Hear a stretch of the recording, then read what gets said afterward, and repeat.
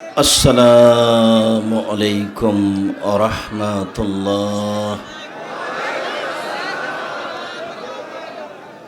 আলহামদুলিল্লাহ ওয়াহদা আসসালাতু ওয়াসসালামু আলা মান লা নাবিয়্যা বা'দা আম্মা বা'দ ফাআউযু বিল্লাহি মিনাশ শাইতানির রাজীম। হাফিজু আলাস সালাওয়াত ওয়াস সালাতিল উস্তা। আন বুরাইদা রাদিয়াল্লাহু তাআলা আনহু قال قال رسول الله صلى الله عليه وسلم بين العبد وبين الكفر ترك الصلاة رواه আবু দাউদ বিসানাদিন সাহিহ। সম্মানিত উপস্থিতি, প্রশংসা আল্লাহর জন্য, শান্তি অবতীর্ণ হোক আল্লাহর রাসূলের উপর সাল্লাল্লাহু আলাইহি ওয়াসাল্লাম। আজকের দিনই বৈঠকে সংক্ষিপ্ত সময়ে বক্তব্যের বিষয় সলাত, নামাজ। সলাত, নামাজ সম্পর্কে সংক্ষিপ্ত গুরুত্বপূর্ণ বিবরণ পেশ করার পূর্বে আপনাদের সাথে জরুরি কয়েকটি কথা। তার প্রথম কথা হচ্ছে এই যে দিন যত যাবে মানুষ তত খারাপ হবে, এই কথাই ঠিক। একটা দিনই বৈঠক ঠেকানোর জন্য, মানুষকে থামার জন্য, বসার জন্য মধ্যে থেকে তোমাকে এত হইচই করতে হবে? তোমাকে জিম্মেদারি দেওয়া হয়েছে, এই ছেলে তোমাকে জিম্মেদারি দিয়েছে এখানকার লোক, তুমি মুখ খুলে চিল্লাচ্ছ কেন? তুমি নিজের অনুভূতি বুঝতে পারো না? তুমি নিজেকে মানুষ মনে করো না? এত চিল্লাও কেন তুমি? তুমি জানো আমি আব্দুর রাজ্জাক বিন ইউসুফ এখানে বসে আছি, তোমার চিল্লানকে আমি ঘৃণা করি, এটা তো তোমার আগে থেকে একটা অনুভূতির ব্যাপার আছে। আর আমাকে নতুনভাবে চিনতে হবে এটা তো আমি মনে করি না। আমি সিরাজগঞ্জ জেলাতে নতুন আসিনি, জাতির সামনে আমি নতুন নই। তোমাকে এত চিৎকার করতে হচ্ছে কেন? তোমাকে কে জিম্মেদারি দিল? যারা দায়িত্ব পালন করার তোর আছেই, তারা যদি সামলাতে না পারে সেটা তাদের অযোগ্যতা, তাদের ব্যবস্থাপনার দুর্বলতা, কিন্তু তুমি সেটা মাথায় নিচ্ছ কেন? তুমি মাথায় নিলে সামলাতে পারবা? তো এরকম দিনই কোনো বৈঠকে উপস্থিত হলে আপনাদের আমার পক্ষ থেকে আরও জোরালো অনুরোধ থাকছে যে নিজেকে তো অন্তত সামলান। তাহলেও তো মনে হবে যে একটা দিনই বৈঠকে এসেছি। আর এ তখন নির্বাচন নয় যে অমুকের চরিত্র ফুলের মতো পবিত্র, বলবেন আল্লাহ ফালাফি করবেন, সেটা তো নয়। তাহলে এত নিজেকে ভুলে গিয়ে এখানে আসেন কীভাবে? দ্বিতীয় হলে এই যে আমি মাঝে মধ্যে কোরআনের আলোচনা করি, তো ওইভাবে তো আমি আলোচনা করতে পারি না, আমিও হয়তো বা নিজেও অত ভালো বুঝতে পারি না। তো আমি কোরআনের আলোচনা একটু করি এইভাবে যে কোরআনের কয়েকটা জিনিস আছে, এত বড় বিশাল কোরআন মাজিদে আছে কি, তো আছে কি দেখাতে গিয়ে নির্ধারিত গুরুত্বপূর্ণ 5টা বিষয় আলোচনা করা আমার হয় না, আর অত আয়াত আমার মুখস্থও নেই। তো আমি যেভাবে বলি তাতে প্রথম যেটা আল্লাহ কোরআন মাজিদে দেখিয়েছেন সেটা তার ক্ষমতা। কে পারে আকাশ বানাতে, কে পারে জমিন বানাতে? আমি আকাশ তৈরি করেছি, আমি জমিন তৈরি করেছি। জমিনের মালিক আমি, আকাশের মালিক আমি, সূর্যের মালিক আমি, চন্দ্রের মালিক আমি। মানে এইগুলো কারো অধীনে চলে না, এইগুলো ব্যতিক্রম জিনিস, কেউ পারবে না করতে। এ দিয়ে তিনি ক্ষমতা দেখান। কে পারে দিন নিয়ে আসতে, কে পারে রাত নিয়ে আসতে? কিভাবে রাত আসে, কিভাবে দিন আসে? আসেই তো। এগুলো কেউ করতে পারে না, এটা তার ক্ষমতা। তারপরে ক্ষমতা দেখাতে গিয়ে তিনি দেখিয়েছেন আদ সামুদকে ধ্বংস করে দেওয়া। কেউ তার বিচার করতে পারবে না। অলায়াখাফ হোক বা আদ সামুদকে ধ্বংস করে দিয়েছেন, কিন্তু কেউ তার বিচার করতে পারবে না। আর তারা এত শক্তিশালী, লাম ইউখলাক মিসলুহা ফিল বেলাদ। আল্লাহ বলছেন, যাদের মতো শক্তিশালী মানুষ আমি পৃথিবীতে আর কখনো কোথাও সৃষ্টি করব না। ওদেরকে আমি ধ্বংস করে দিয়েছি, আমার কেউ কিছু করতে পারে না। তার নাম আজিজ, পরাক্রমশালী। ক্ষমতা দেখিয়েছেন। আর দ্বিতীয় যেটা দেখিয়েছেন সেটা হলো পুরো কোরআন মাজিদ খালি রহমান রাহিম, গাফুর গাফফার, রহমান রাহিম, দয়ালু প্রেমময় ক্ষমাশীল, গাফুর আর গাফফার দিয়ে পূর্ণ করা আছে। আর তৃতীয় কিছু বিধান আছে, কিভাবে সালাত আদায় করতে হবে, জাকাত দিতে হবে, এসব বিধান। আর চতুর্থ হচ্ছে মাঝে মাঝে মাঝে মাঝে জাহান্নাম জান্নাতের আলোচনা আছে। তো সংক্ষিপ্ত বিবরণে কোরআন মাজিদের এত কথা আমিও আজ করতে পারিনি, যা আপনারা খুব ভালোভাবে অনুভব করছিলেন।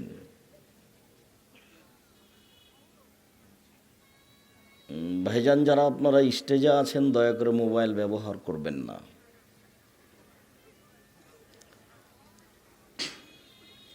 আর আমি যেন আপনাদের কারো 19-20 আঁচ করতে না পারি, আমাকে দেখতে পান আর না পান, এক পায়ে দাঁড়িয়ে থাকতে হবে। জায়গা পেলে বসবেন, না পেলে দাঁড়িয়ে থাকবেন। আমি যে নিজ ইচ্ছায় এখানে চলে এসেছি কোথাও নয়, কতদিন থেকে পিছনে পড়ে আছেন তা এসেছি, তারপরে আমি দিনের খাতিরে এসেছি। এখন আপনি কোনো প্রয়োজন দয়া করে আমাকে দেখাবেন না। আমি কোনো দিন আমার বক্তব্য চলাকালীন কারো প্রয়োজন দেখিনি। বরং এ কথা বলেছি, এখন মা মারা গেলে মাটি দেওয়ার কথা এখন হবে না। কেন? মাকে মাটি দিতে হবে কথা ঠিক, কিন্তু ওটা হলো ফরজে কেফায়া, করতে হবে। আর আমি এখন দিনের কথা বলছি, এটা হলো ফরজ, শুনতে হবে, শুনতে আপনি বাধ্য। তো আপনি অনুভব করেন না কেন?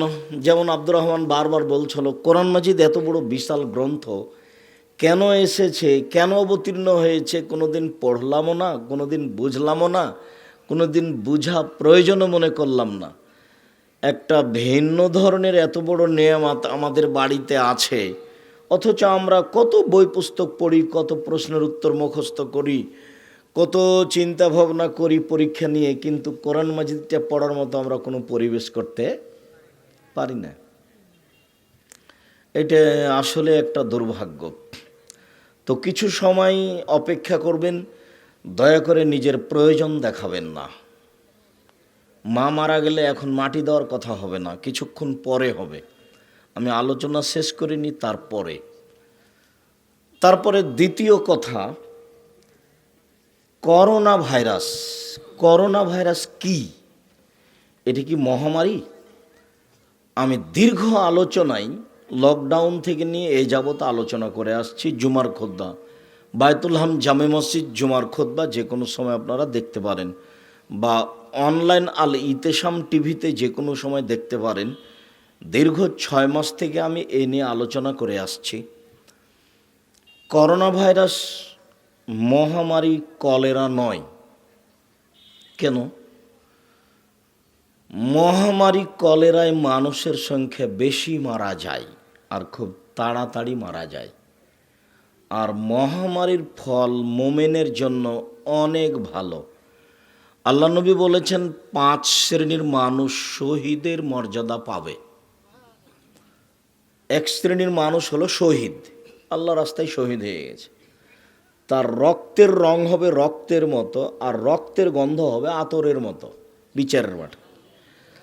যারা শহীদ তাদের রক্তের রং হবে বিচারের মাঠে যখন উঠবে, তখন ঝরঝর ঝরঝর করে রক্ত ঝরবে, তখন রক্তের রং হবে রক্তের মতো, আর রক্তের গন্ধ হবে আতরের মতো। এ হলো এরা আসল শহীদ। আর যারা একমাত্র আল্লাহকে, আল্লাহর দ্বীনকে উঁচু করার জন্য শহীদ হয়েছে তারাই শহীদ। এছাড়া আর পৃথিবীর কোনো মানুষ শহীদ নয়। এমনকি রাসূলের যুগে রাসূলের সাথে যুদ্ধ করে মারা গেছে তবুও শহীদ নন, কেননা তার নিয়তে ত্রুটি ছিল। আর এখন আপনি যাকে শহীদ বলছেন যেটা তো ভাবাই যায় না। তো আপনি বলছেন কেন? কোরআন বুঝেন না এই জন্য। পশু প্রাণীর মতো খায়, থাকে আর পায়খানা করার দিন কাটায়, গরু ছাগলের মতো। আর পশু প্রাণীর কথা আমি বলিনি, ওটা আল্লাহ বলছেন। আবার বলতে বলতে তার চেয়ে খারাপ বলছেন। বুঝেও বুঝে না ওরা, অন্তর আছে বুঝে না, শোনেও শোনে না ওরা, কান আছে শোনে না, দেখেও দেখে না ওরা, চক্ষু আছে দেখে না। আমি অন্তরটা দিয়েছিলাম বুঝার জন্য কিন্তু বুঝলো না, আমি কান দিয়েছিলাম শোনার জন্য কিন্তু শুনলো না, আমি চক্ষু দিয়েছিলাম দেখার জন্য কিন্তু দেখলো না। উলাইকা কাল আনআম, তারা পশু প্রাণীর মতো, তারা গরু ছাগলের মতো, তারা কুকুর শিয়ালের মতো, বাল হুয়া আজাল, বরং তার চেয়ে খারাপ। যখন আমি আপনাদেরকে বোঝানোর চেষ্টা করেছি যে কুকুর শ্রীগালের চেয়ে খারাপ কে, তখন বক্তব্যে অবগত আছেন যে কুকুর শ্রীগালের চেয়ে খারাপ তোমার বাপ। তখন তুমি কষ্ট পেয়েছো যে আপনাকে তো আমি খুব ভালোবাসি তাই বক্তব্য শুনতে এসেছি, আমার বাপ কুকুর শ্রীগালের চেয়ে খারাপ এভাবে বললেন, অবাক হয়ে গেলাম। তখন আমি বলেছি দেখো হয় কি না। তো তোমার দাদা মরা 10 বছর হলো, কতদিন? 10 বছর হলো। তোমার দাদা 3 বিঘা জমি রেখে গেছেন, তো তোমার বাপ নিবে 2 বিঘা আর তোমার ফুফু নিবে 1 বিঘা। তো 10 বছর থেকে তোমার বাপ জমি ভোগ করছে, তোমার ফুফু এখনো পায়নি। তুমি বলো তোমার বাপ সকালে নিবে জমি আর তোমার ফুফু বিকেলে নিবে না একসাথে নিবে? তো তোমার বাপ যে এখনো জমি দেয়নি, 10 বছর হলো। বলো তোমার বাপ কুকুর শ্রীগালের চেয়ে খারাপ কিনা? তোমার বাপকে যদি আমি আব্দুর রাজ্জাক বিন ইউসুফ কুকুর শ্রীগালের চেয়ে খারাপ প্রমাণ করতে না পারি, জাতির সামনে কথাই বলবো না। তো নতুন কথা নাই, 24 ঘন্টার মধ্যে তোমার বাপকে জমি ছেড়ে দিতে হবে। আর বলে দিও বাড়িতে গিয়ে আব্বা ফুফুর জমি খাবো না। ভাগ্য নিয়ে দুনিয়াতে এসেছি, ভাগ্য রেখে আসেনি ওখানে। ভাগ্য ছেড়ে চলেছি না ভাগ্য নিজে নিয়ে এসেছি? আব্বা যদি ভাগ্যে বিশাল কিছু থাকে হবে ইনশাল্লাহ। ফুফুর জমিকে ভাগ্য আমি আমার হারাতে চাই না। ফুফুর জমি সন্ধ্যা হতে হতে মেপে ভাগ করে দেন। আর আমার নিজের কথায় একজন গবেষক আমার ওখানে গেছে, ও ওই ফারাইজ নিয়ে জমি বন্টন নিয়ে গবেষণা করছে। তা আমাকে কিছু বলছে, আপনাকে কিছু জিজ্ঞাসা করবো। তো করেন। আপনার আব্বা বেঁচে আছেন না মারা গেছেন? তা আপনাদের অর্থ সম্পদ। তা আমার আব্বা সাধারণ একটা কৃষক মানুষ ছিলেন, মাটি দিয়ে আসার পরে বসে বাড়িতে বসে আগে জমি ভাগ করেছি তারপরে খেয়েছি। যদিও জমি আমরা ভোগ করি না, চাষবাস করি না। আমি তো কিছু জমি চিনি, আমার ছোট ভাই বরিশাল মডেল কলেজের শিক্ষক, ও জমি চিনে না। তবে জমি ভাগ করেছি, মাটি দিয়ে এসে বাসাতে আগে বসে ভাগ করেছি কে কতটুকু পাবে, তারপরে খাওয়া দাওয়া।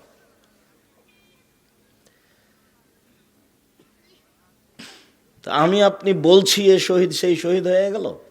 একমাত্র আল্লাহর দ্বীনকে উঁচু করার জন্য যারা দুনিয়া থেকে বিদায় নিয়েছে তারাই শহীদ। তারা যখন বিচারের মাঠে উঠবে তখন তাদের শরীর থেকে রক্ত ঝরবে। রক্তের রং হবে কিসের মতো? রক্তের মতো। আর রক্তের গন্ধ হবে কিসের মতো?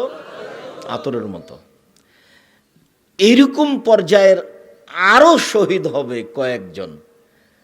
তার মধ্যে সারা পৃথিবীর শহীদদের সর্দার, ওটা আবার মূল শহীদ, সৈয়দুস শুহাদা হামজা ইবনে আব্দুল মুত্তালিব, শহীদদের সর্দার।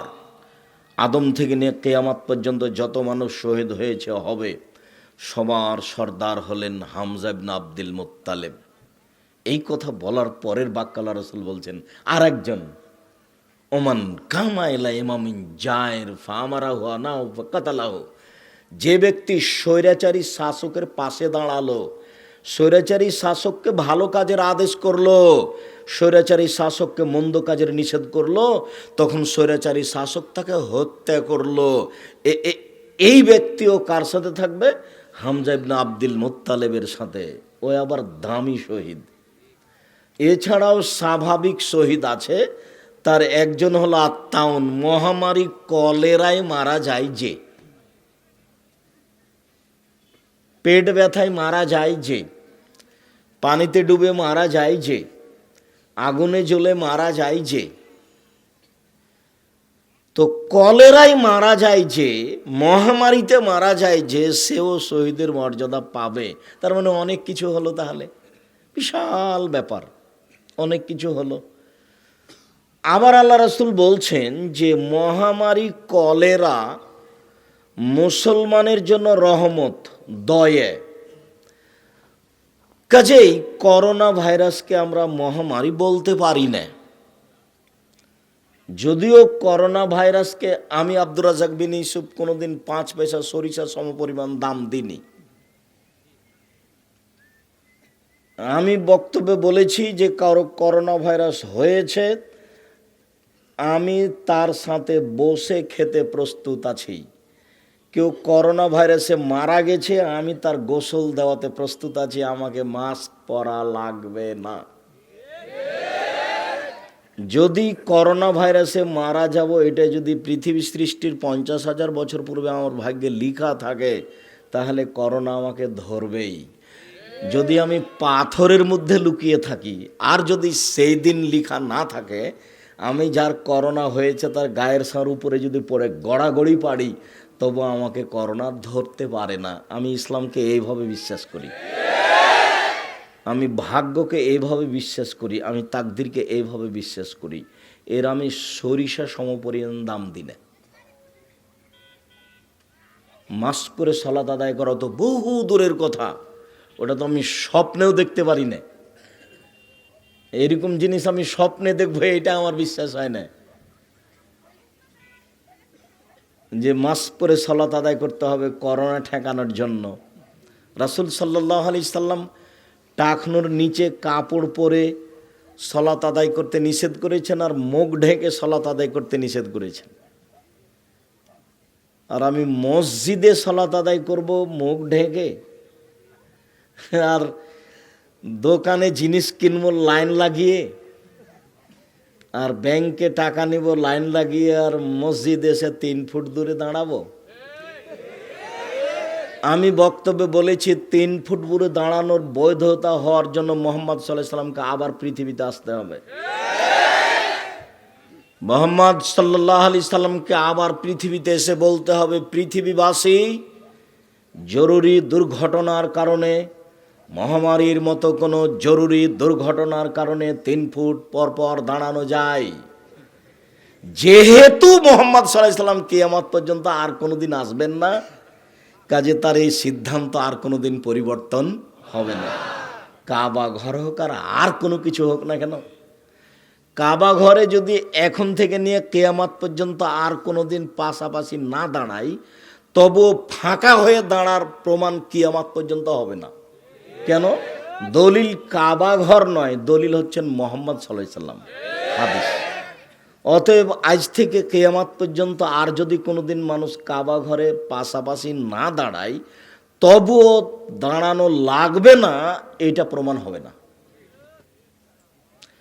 সারা পৃথিবীর হুজুর, সারা পৃথিবীর প্রত্যেকটা দেশের সরকার যদি ঘোষণা দেয় যে ফাঁকা দাঁড়াতে হবে, তবুও ফাঁকা দাঁড়ানো জায়েজ হবে না। কেন? মুহাম্মদ সাল্লাল্লাহু আলাইহি সাল্লাম এই অনুমতি দেননি। আর তার 23 বছর জীবনে এমন কোনো দিন এমন এক ওয়াক্ত সালাত আদায় করেননি যেই সালাত আদায়ের সময় তিনি মুসল্লির মুখামুখি হয়ে বলেননি, কাতার সোজা করুন, প্রাচীরের মতো হয়ে দাঁড়ান, ফাঁকা বন্ধ করুন। ওই যে আমি দেখছি 2 জনের ফাঁকা দিয়ে শয়তান প্রবেশ করছে ছাগলের বাচ্চার মতো। যে ব্যক্তি ফাঁকা বন্ধ করবে, আল্লাহ তার জন্য জান্নাতে ঘর বানাবেন। এইভাবে না বলে কোনো একদিন এক ওয়াক্ত সালাত আদায় করেছেন, এরকম কেউ কিয়ামত পর্যন্ত প্রমাণ দিতে পারবে না। কোনো একদিন আল্লাহর নবী না বলে সালাত আদায় করেছেন, এটা যদি প্রমাণ হয়ে যায়, যেদিন প্রমাণ হবে সেদিন থেকে আমি আব্দুর রাজ্জাক আর কোনোদিন জাতির সামনে আসবো না। সেদিন জাতির সামনে স্বীকৃতি দিব আমি আব্দুর রাজ্জাক বিন ইউসুফ ধর্ম প্রচারের যোগ্য নই, অতএব আমি গেলাম, আসসালামু আলাইকুম। কিয়ামত পর্যন্ত সময় থাকলেও কেউ যদি একদিন প্রমাণ করে দিতে পারে যে আল্লাহ রাসূল এটা না বলেই সালাত শুরু করেছেন, কাতার সোজা করুন, প্রাচীরের মতো হয়ে দাঁড়ান, ফাঁকা বন্ধ করুন, ওই যে ওই যে ওই যে ওই যে দুইজনের ফাঁকা দিয়ে শয়তান প্রবেশ করছে ছাগলের বাচ্চার মতো, এরকম না বলে তিনি কোনোদিন সালাত শুরু করেছেন, এটা যদি প্রমাণ হয়ে যায় তাহলে আমি আর জাতির সামনে কথা বলবো না। অথচ তার সাহাবীগণ এত সোচ্চার, এত সোচ্চার, এত সোচ্চার। 1 মিনিট, একদিন আল্লাহ রাসূল সালাত আরম্ভ করেছেন, সালাত চলছে জামাতে। তো জিবরাইল এসে বলছেন আপনার পায়ের জুতাতে ময়লা আছে, জুতাতে ময়লা, জুতা খুলে দেন। তো আল্লাহ রাসূল জুতা খুলে দিয়েছেন সালাতের মধ্যেই। এবার সালাম ফিরার পরে দেখছেন যে আরও সবাই জুতা খুলে দিয়েছে। তো আল্লাহ রাসূল বলছে আরে তোমরা জুতা খুলেছো কেন? বলে আপনাকে দেখলাম এই জন্য।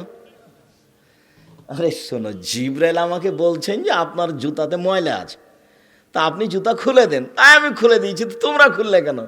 তাহলে অনুসরণ। তো আল্লাহ রাসূলকে দেখে যে সাহাবী অনুসরণ এইভাবে করেন, সেই সাহাবীকে প্রতিদিন বলা লাগবে? বলা লাগবে না। তবুও বলেছেন, তার মানে বিষয়টি কত গুরুত্বপূর্ণ। আমার জানা নাই শরীয়তের ব্যাপারে, কাতার সোজা করার ব্যাপারে যত আল্লাহ রাসূল সতর্কতা অবলম্বন করেছেন, যত বেশি বলেছেন, ধর্মের আর কোনো জায়গাতে এত বেশি বলেছেন আমার জানা নাই। অথচ নির্দ্বিধায় একেবারে 3 ফুট পরে পরে লাল দাগ দেওয়া আছে। হুজুর বলছে না আর আসবেন না, হুজুর বলছেন এই কথা, হুজুর।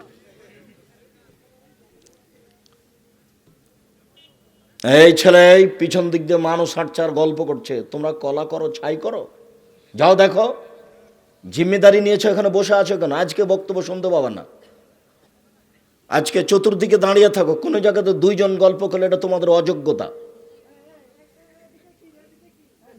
আর মুখে কথা বলতে হবে না, সবসময় হাত দিয়ে মুখে ইশারা করে বলতে হবে। বক্তব্য তো আমি আর যদি কোনোদিন আশেপাশে আসি সেদিন শুনতে হবে, আজকে তোমাদের নয়। আজকে তোমরা অন্তত 20 জন, 30 জন, 40 জন চতুর্দিকে ঘুরবা, পিপিলিকা পার হলে দেখতে পাবা। এরকম প্রস্তুতি নিয়ে থাকতে হবে। কেউ কোথায় গল্প করতে পাবে না, কথা বলতে পাবে না। আপনাকে তো আমি সারা রাত এখানে এনে বসে থাকবো না, কিছুক্ষণ পরে কথা শেষ করে দেব। আপনার একটু ধৈর্যের পরিচয় হবে না কেন? ঘন্টার ঘন্টা অহেতুক কথা নিয়ে, গান বাজানো নিয়ে সময় কাটে, এখানে একটু ধর্মের কথাতে ধৈর্যের পরিচয় হয় না কেন? এত গল্প করা লাগে কেন? এত জিলাপি কিনা লাগে কেন? এত পিছনে হাঁটা লাগে কেন? নিজেকে পশু প্রাণী মনে করেন, গরু ছাগল মনে করেন, নিজেকে মানুষ মনে করবেন। বলছিলাম করোনা ভাইরাস মহামারী নয়। করোনা ভাইরাস কি ছোঁয়াচে রোগ? করোনা ভাইরাস ছোঁয়াচে রোগ নয়। কেন? ছোঁয়াচে রোগকে আল্লাহ রাসূল নাকচ করেছেন। আল্লাহ রাসূল একদিন আব্দুল্লাহ ইবনে মাসউদ বলছেন যে আমাদের মাঝে আল্লাহ রাসূল দাঁড়ালেন, দাঁড়িয়ে বলছেন লা ইউদি শাইউন শায়া, কোনো কিছু কোনো কিছুকে অতিক্রম করে যেতে পারে না। লা ইউদি শাইউন শায়া, কোনো কিছু কোনো কিছুকে পার হয়ে যেতে পারে না। লা আদা ওয়ালা তেরা, কোনো জিনিস কোনো কিছুকে পার করে যেতে পারে না। একজনের রোগ ব্যাধি আর একজনের কাছে যেতে পারে না। 3 বার এই কথা বললেন। তখন একজন পল্লীর মানুষ দাঁড়িয়ে বলছে আল্লাহ রাসূল হয়তো ছোঁয়াচে রোগ আছে, তো একটা উটকে যদি চুলকুনি ঘাও হয় তাহলে বাকি সব উটকে হয়ে যায়, ছোঁয়াচে রোগ আছে তো? তখন আল্লাহ রাসূল আবার বলছেন এই শোনো, মানাজরা বলা বলা বলো, প্রথমটাকে কিভাবে হলো? একটা থেকে যে আরেকটাকে পার হয়ে যায়, তো তুমি বলো যেটাকে হয়েছে সেটাকে কিভাবে হলো? ওইটাতে কার কাছ থেকে আসলো? তখন তো নিরুত্তর, তো পল্লীর মানুষ এত তো কিছু বুঝে না, নিরুত্তর হয়ে গেল। তখন আল্লাহ রাসূল বলছেন শোনো, ইন্নাল্লাহ খালাকা কুল্লা নাফসিন, নিশ্চয় আল্লাহ তাআলা সব প্রাণীকে সৃষ্টি করেছেন। ওয়া কাতাওয়া হায়াতাহা ওয়া মাউতাহা ওয়া রিজকাহা ওয়া মাসায়াবাহা, লিখে দিয়েছেন তার মরণ, লিখে দিয়েছেন তার জীবন, লিখে দিয়েছেন তার রুজি, লিখে দিয়েছেন তার অসুখ বিসুখ বিপদ আপদ করোনা ভাইরাস। সেই দিন যদি লিখে দেওয়া থাকে তাহলে আজকে পাথরের মধ্যে থাকলেও ধরবে। বিমানে উঠেছি তো বিমানবালা আমাকে মাস্ক পরার জন্য পিড়াপিড়ি করছে, তখন আমি বলছি জুলুম করো না গো, ওই কি পার্ক ওইটা future, Jamuna future park, Jamuna future পার্কের মালিক কি মাস্ক পরেনি তুমি বলছো? তার কি সতর্কতার অভাব ছিল বলছো? দেখো এত পিড়াপিড়ি করো না, আমি মাস্ক পরি না। তো একটু ঠান্ডা হলো। দেখো, যদি পৃথিবী সৃষ্টির 50,000 বছর পূর্বে, যেদিন আপনি আমার মায়ের পেটে, আপনার মায়ের পেটে 3-4 মাস, সেদিন ওইটা লেখা হয়েছে, যদি সেই দিন লেখা থাকে, আর আজকে যদি আমি পাথরের মধ্যে ঢুকে থাকি, তবু আমাকে করোনা ধরবেই, কেউ রক্ষা করতে পারবে না, তার নাম তাকদীর। এইভাবে আমি তাকদীর ভাগ্যকে বিশ্বাস করি আর জাতিকে বিশ্বাস করার জন্য বলি। সোমনাথ মন্দির, কাবিয়াবাড়ের সোমনাথ মন্দির, তো বিচক্ষণেরা কি করেছে, ঠাকুরেরা একটা মূর্তি তৈরি করেছে, মূর্তি তৈরি করে চতুর্দিকে চম্বুক লাগালছে, দিয়ে এরকম জায়গাতে ছেড়ে দিয়েছে, ডান দিক থেকে টানছে চম্বুক, বাম দিক থেকে টানছে, উপর দিক থেকে টানছে, তখন আর মূর্তি নিচে পড়ে না। কথা বুঝতে পারেননি? আর সারাদিনে 1-2 বার পানি বেশি হয় ওখানে, পানির পাশে, নদীর পাশে পানি বেশি হয়, জোয়ারের পানি বেশি হতে হতে যখন পায়ে লেগে যায়, তখন ওরা বলে, অমুসলিম হিন্দুরা, দেখো এই যে আসলে আল্লাহ, তাই পানি পায়ে সালাম দিতে এসেছে। তো যখন চলে যায়, পানি কমে যায়, তখন আসলে আল্লাহ সালাম দিয়ে চলে গেল। তো মোহাম্মদ বিন ঘুরি না কে,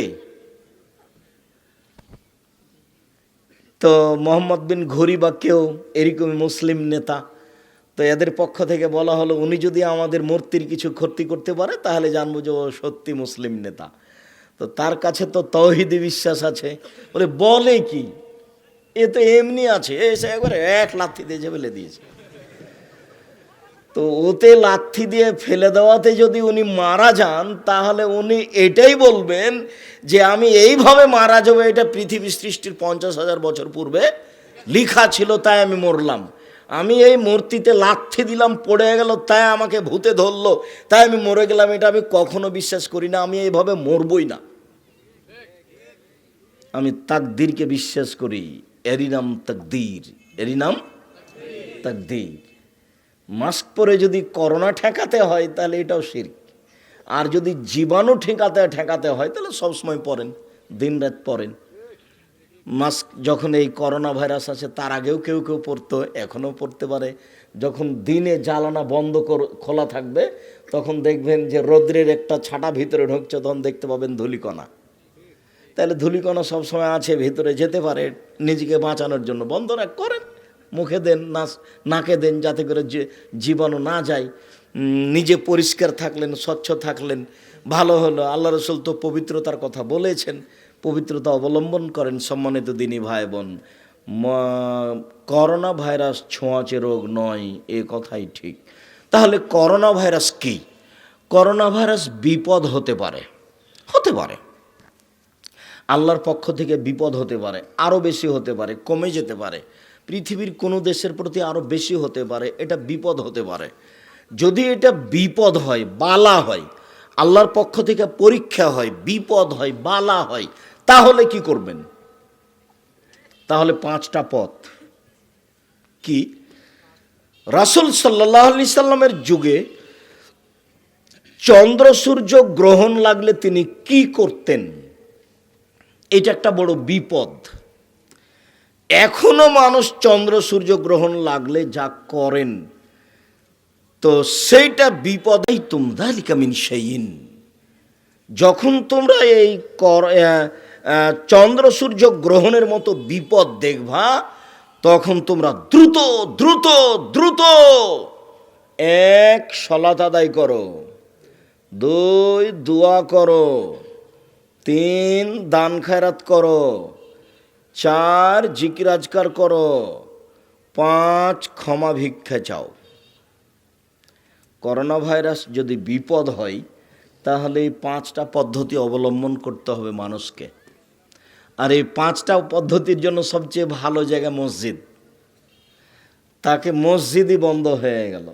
অবাক কথা, কে যে কোন দিক থেকে গুতা মারলো, সারা পৃথিবীতে মসজিদ বন্ধ হয়ে গেল। 5 ওয়াক্ত সালাতের মসজিদে 5 জন, আর জুমা মসজিদে 10 জন। এই হিসাব নয়। মসজিদ ভরে সালাত আদায় করেন আর বলেন যে মরলে মসজিদেই মরবো। করোনাতে যদি মরি তো মসজিদে মরবো, সেখানেই ভালো, কিন্তু বাড়িতে মুখ ঢেকে করোনায় মরবো না। আর মুখ ঢেকে মাস্ক পরে জীবনে আর কোনোদিন সালাত আদায় করবেন না। কেন? মুহাম্মদ সাল্লাল্লাহু আলাইহি ওয়াসাল্লাম না কচ করেছেন, না রাসূলুল্লাহ সাল্লাল্লাহু আলাইহি সাদলে ওয়া ইউগাত্তি রাজুল ফাহু। রাসূল সাল্লাল্লাহু আলাইহি সাল্লাম কাপড় ঝুলিয়ে পড়তে নিষেধ করেছেন, আর মুখ ঢাকতে নিষেধ করেছেন সলাতে, নামাজে। সম্মানিত দিনী ভাই বোন, আমরা এই বিষয়ে সংক্ষিপ্তভাবে বলতে গিয়ে এতটুক বলতে চাই যে যদি এটা জীবাণু বা কিছু মনে করেন, তাহলে রাসূল সাল্লাল্লাহু আলাইহি সাল্লামের পদ্ধতিতে পবিত্রতা অবলম্বন করুন, সহজ হবে। আপনাকে আমি একটা জিনিস বুঝাই যে আল্লাহর নবী ঘুম থেকে উঠে এই হাতটা সরাসরি পানিতে ডুবাতে নিষেধ করলেন কেন? বললেন যে এই শোনো, আগে হাতটা ধুয়ে নাও ভালো করে, তারপরে পানিতে ডুবাও, দিয়ে অজু করলে আগে কবজি পর্যন্ত ধোও 3 বার ভালো করে। তো একটু পরে কিন্তু আমরা কোনই পর্যন্ত ধৌত করব, একটু পরে করব না? আচ্ছা, তখন কবজি ধোয়া পড়বে না? তো তাহলে আগের কাজটা কি আল্লাহ রসুল বৃথা করতে বললেন? এমন তো কাজ মুহাম্মদ সাল্লাল্লাহু আলাইহি সাল্লামের হয় না। তাহলে কেমন হয়ে গেল? তাহলে কবজি পর্যন্ত ধোয়া কাজটি বেকার, ফালতু হয়ে গেল? জি না, কবজি পর্যন্ত হাত 3 বার করে ভালো করে ধুইলে এই হাত এখন উপযুক্ত হয়েছে, এই হাতে পানি নিয়ে মুখে দেওয়া যাবে। কেননা হাত পরিষ্কার না হলে এই হাতে পানি নিয়ে মুখে দিলে জীবাণু ভিতরে যাবে। কবজি পর্যন্ত হাতকে ভালোভাবে রেডি করে নিতে হবে, যাতে করে এই হাতে পানি নিয়ে মুখে দেওয়া যায়। যার জন্য খেতে বসলে হাতকে কি করতে হবে? ভালো করে ধুয়ে নিতে হবে। যার কারণে আল্লাহ রসুল খাদ্য পানি ঢেকে রাখতে বলেছেন, বিশেষভাবে রাতে ঢাকতে বলেছেন। কেন? রাতে বালা মুসিবত চলে, যখনই কোনো খোলামেলা খাদ্য দেখে তখন তার মধ্যে ঢুকে যায়। আর আপনি কত জিলাপি ফাঁকায় পড়ে আছে তবুও খাচ্ছেন। আর আজকে নাকি মেলা জিলাপি খেতে এসেছেন, একটু শরম হয় না? এই আজকে তোমাকে জিলাপি কিনতে হলো কেন? শরমপনা একটু, লজ্জাপনা একটু, শরম হয় না তোমার? বেটাই, আমি যেটা বলছি সেটাই তোমার আজকে জরুরি কথা। কালকে তোমাকে বলতে হবে আমি তোমার করোনা ভাইরাস সম্পর্কে কি বলে গেলাম। জিলাপি কিনতে এসেছো আজকে? জিলাপি কিনবা কেন আজকে? হিসাব পাও না? কেন জিলাপি কিনবা? আমি তোমার জন্য এসেছি। আমি আমার নিজের জন্য আসিনি, আমি তোমার জন্য এসেছি। নিজেকে ফাঁকি দেওয়ার চেষ্টা করিও না, আমার বক্তব্যের সাথে মুনাফিকি করার চেষ্টা করো না।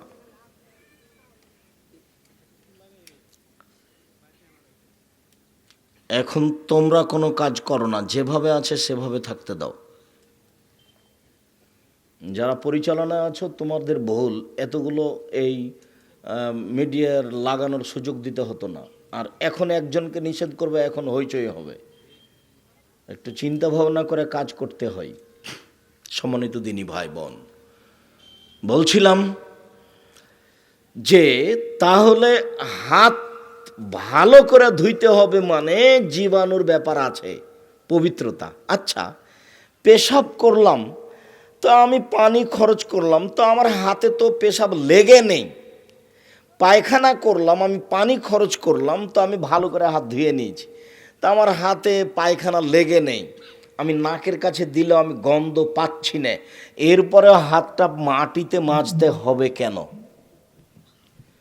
পৃথিবীতে পবিত্রতা অবলম্বন করার ব্যাপারে মুহাম্মদ সাল্লাল্লাহু আলাইহি সাল্লামের চেয়ে সতর্ক সাবধান মানুষ আর কেউ আছে? এই কথা বললে ওর জ্ঞানের ভুল।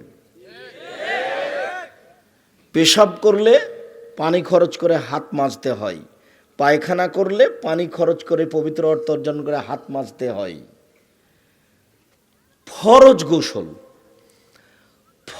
গোসল করলে আগে অজু করতে হবে, সলাতের অজু। অজুর আগে আবার হাতটাকে মাটিতে মাজতে হবে, দিয়ে হাতটা ধুইতে হবে, তারপরে অজু করতে হবে, সলাতের নামাজের মতো করে অজু, তারপরে গায়ে পানি ঢালতে হবে। এত পবিত্রতা কেন? অজু করার আগে দাঁত পরিষ্কার করতে হবে কেন? বলছেন আল্লাহ নবী যে 5 ওয়াক্ত আমি ফরজ করে দিতাম, কিন্তু পারবে না, এই জন্য করিনি। কারণ এত দাঁত পরিষ্কার করতে হবে কেন? ঘুম থেকে ওইটা দাঁত পরিষ্কার করেন, বাড়ির বাহির থেকে ভিতরে ঢুকলে দাঁত পরিষ্কার করেন, প্রত্যেকটা সলাতের সময় দাঁত পরিষ্কার করেন। এত দাঁত পরিষ্কার করেন কেন? মানে জীবাণুর ব্যাপার দাঁতের সাথে আছে। একজন মহিলা ঋতুবতী হয়েছে, তাকে অজু করে গোসল করতে হবে, এত কেন? লোকটা মারা গেছে, আমি গোসল দিলাম, আমাকে গোসল করতে হবে কেন? আমি গোসল দিয়েছি সেজন্য আমাকে গোসল করতে হবে? অবাক কথা। একটা লোক মারা গেছে, তাকে 3 বার 5 বার 7 বার গোসল দিতে হবে, আবার বলছেন যে একবার তোমরা ওতে করে দাও, গোলাপ জল দিয়ে দাও। এই পানিকে বড়ের পাতা দিয়ে গরম করো, গরম করে ভালো করে গোসল দাও, 3 বার 5 বার 7 বার গোসল দাও, আর একবার এই গোলাপ জল ঢেলে দিবা, দিয়ে ওকে পরিষ্কার করবা। এত পরিষ্কার করতে হবে কেন? আমি ওকে গোসল দিয়েছি, আমার কি হলে যে আমাকে গোসল করতে হবে? ইসলামের পবিত্রতা ব্যতিক্রম। দীর্ঘ লকডাউনের পর থেকে আমরা এই বিষয়ে লম্বা আলোচনা করে আসছি। জুমার খুতবা, বাইতুল হাম, জামে মসজিদ, সমস্ত দিনী ভাই বোনকে, পৃথিবীর বাঙালিকে আমরা বিষয়গুলি দেখার জন্য অনুরোধ জানাচ্ছি। বলছিলাম, করোনা ভাইরাস সম্পর্কে মানুষ যেসব মন্তব্য করেছে, এইসব মন্তব্য ঠিক হয়নি, এখনও যা করছে তা ঠিক নয়। মানুষকে রুজি উপার্জন করে খেতে দিতে হবে, রাস্তাঘাট বন্ধ করে মানুষের রুজি, এটাতে করোনাতে আর একটা করোনা ঢুকবে। একদিন যদি যমুনা ব্রিজ বন্ধ থাকে তাহলে 78 লক্ষ টাকা লস আছে। তাহলে শুধু যমুনা ব্রিজে যদি 1 কোটি একদিনে লস থাকে, তাহলে সারা বাংলাদেশে কত ইনকামের লস আছে? তাহলে এটা যদি 3 মাস বন্ধ থাকে, তাহলে কত কোটি টাকা লস হলো? মানুষ পাগল হয়ে গেছে। উপার্জন করেই মানুষকে খেতে হবে, উপার্জনে মরে যায়, ওটাই তার তাকদির। তাহলে সহজ হবে বেঁচে থাকা, সহজ হবে উপার্জন করা। সতর্কতা অবলম্বন করুক, বাড়িতে সুন্দর করে গোসল করে ওযু করে 2 রাকাত সালাত আদায় করে কাজে বের হবেন, একবারে পরিষ্কার হয়ে। দাঁত পরিষ্কার করবেন, পেশাব করতে গিয়ে মাটি দিয়ে পবিত্রতা অর্জন করবেন। আরে পবিত্রতা অর্জন করার সময় ডান হাত লাগাতে পাবো না। রাসূল সাল্লাল্লাহু আলাইহি ওয়াসাল্লাম, আয়েশা রাদিয়াল্লাহু তাআলা আনহা বলেন, ইয়াদুল ইয়ুমনা লিতামিহি ওয়া তাহুরিহি। রাসূল সাল্লাল্লাহু আলাইহি ওয়াসাল্লামের ডান হাতটা ছিল খাদ্যের জন্য এবং পবিত্রতা অর্জনের জন্য, ভালোর জন্য। ওয়ায়াদুল ইসরা, আর বাম হাতখানা ছিল লেকাদাইহি, পেশাব পায়খানা থেকে পবিত্রতা অর্জনের জন্য আর খারাপ কিছুর জন্য। এই জন্য বাম হাতে চা খেতে হবে না, বাম হাতে পানি ধরতে হবে না, বাম হাতে খাদ্য খেতে হবে না। রাসূল সাল্লাল্লাহু আলাইহি ওয়াসাল্লাম বলছে, এই শোনো, লা ইয়াকুলান্না আহাদুকুম বিশিমালিহি ওয়া লা ইয়াসরাবান্না বিহা ফাইন্না শাইতান ইয়াকুলু বিহি ওয়া ইয়াসরাবু বিহা। অবশ্যই তোমাদেরকে যেন বাম হাতে না খায়, বাম হাতে পান না করে, কেননা শয়তান বাম হাতে খায়, শয়তান বাম হাতে পান করে। বাম হাত হচ্ছে পেশাব পায়খানার জন্য, বাম হাত হচ্ছে অপবিত্রতার জন্য, খারাপের জন্য, আর ডান হাত হচ্ছে ভালোর জন্য। কত বোকা মানুষ পায়ের উপরে পা তুলে দিয়ে পা ঝুঁকাচ্ছে আর বাম হাতে চা খাচ্ছে, বিদ্যা দেখাচ্ছে। বেটা মূর্খ মানুষ, বিদ্যা সম্পদ দেখাচ্ছে বেটা। ধর্ম না বুঝে, কর্ম না বুঝে, হিসেব নিকাশ না করেই। যার জন্য তো আমি বলেছি যে হেডমাস্টার সাহেব মঞ্চে বসে আছেন আর মেয়ে নাচছে 16 ডিসেম্বরে, তো বাপে দেখছে যে মেয়ে কেমন নাচতে পারে, তো আমি বলেছি ওই বাপকে যদি আমি অশিক্ষিত প্রমাণ করতে না পারি, আমি জাতির সামনে বক্তব্য দিব না। বিশ্ববিদ্যালয়ের শিক্ষক যদি বলে আগে ছিল সালাম আলাইকুম, এখন নাকি আসসালাম আলাইকুম, তাহলে আসলেই বিদ্বানকে এত তাড়াতাড়ি মানুষ এরকম ধরা পড়বে বিদ্যা না থাকার ব্যাপারে, এটা আমি মনে করিনি। মানুষ হাতে নাতে ধরা পড়বে এইটা আমি মনে করিনি। আমি মনে করছি যে, আমি তো বলেছি যে ছেলের ডান দিকে মা বাপ আছে আর বাম দিকে মা আছে, দুই দিকে বাপ মা বসে আছে আর ছেলের দুই কানে ইয়ারফোন চলছে, ইন্ডিয়ার গান চলছে। আমি যদি এই বাপ মাকে অশিক্ষিত প্রমাণ করতে না পারি তো জাতির সামনে কথা বলবো না। তবে জাতি এত তাড়াতাড়ি নিজেকে মূর্খ প্রমাণ করবে এইটা আমি বুঝতে পারিনি। সম্মানিত দিনী ভাই বোন, রাসূল সাল্লাল্লাহু আলাইহি ওয়াসাল্লাম আমাদেরকে সালাত আদায় করার জন্য আদেশ করেছেন। সালাত এমন একটি ইবাদত যার উপরে নির্ভর করে অন্য অন্য ইবাদত। সালাত এমন একটি ইবাদত, নামাজ এমন একটি ইবাদত যার উপরে নির্ভর করে অন্য অন্য ইবাদত। ইবাদতের জগতে সবচেয়ে দামি ইবাদত হচ্ছে সিয়াম, রোজা। এর পরেও যদি মানুষ সালাত আদায় না করে তাহলে রোজার নেকি বাতিল হবে। ইবাদতের জগতে এক ফোঁটা চোখের পানি আল্লাহর কাছে যত প্রিয়, পৃথিবীর কোনো কিছু তত প্রিয় নয়। সারা রাত চোখের পানি ঝরিয়ে কান্নাকাটি করেছে, কিন্তু তার যদি সালাত না থাকে, নামাজ না থাকে, তাহলে কান্নাকাটি ইবাদতের নেকি বাতিল হবে। ইবাদতের জগতে সবচেয়ে শক্তিশালী, ক্ষমতাধর, পাওয়ারফুল ইবাদত হলো দান। দানের মতো কোনো শক্তিশালী ইবাদত পৃথিবীতে নেই, ওর ক্ষমতাই ভিন্ন। দান করলে আল্লাহর রাগ মিটে যায়, কোনো ইবাদতে এরকম হয় না। দান করলে কবরের শাস্তি বন্ধ হয়ে যায়, কোনো ইবাদত এই কাজ করতে পারবে না। বিচার মাঠে দান আপনার ছায়া তলে আপনাকে ছায়া করে থাকবে যতক্ষণ পর্যন্ত আপনার বিচার না হবে। কোনো ইবাদত এরকমভাবে আসতে পারবে না দান ছাড়া। মরে যাওয়ার পরে দান আপনার কাজ করতে পারে, দান খুব শক্তিশালী ইবাদত।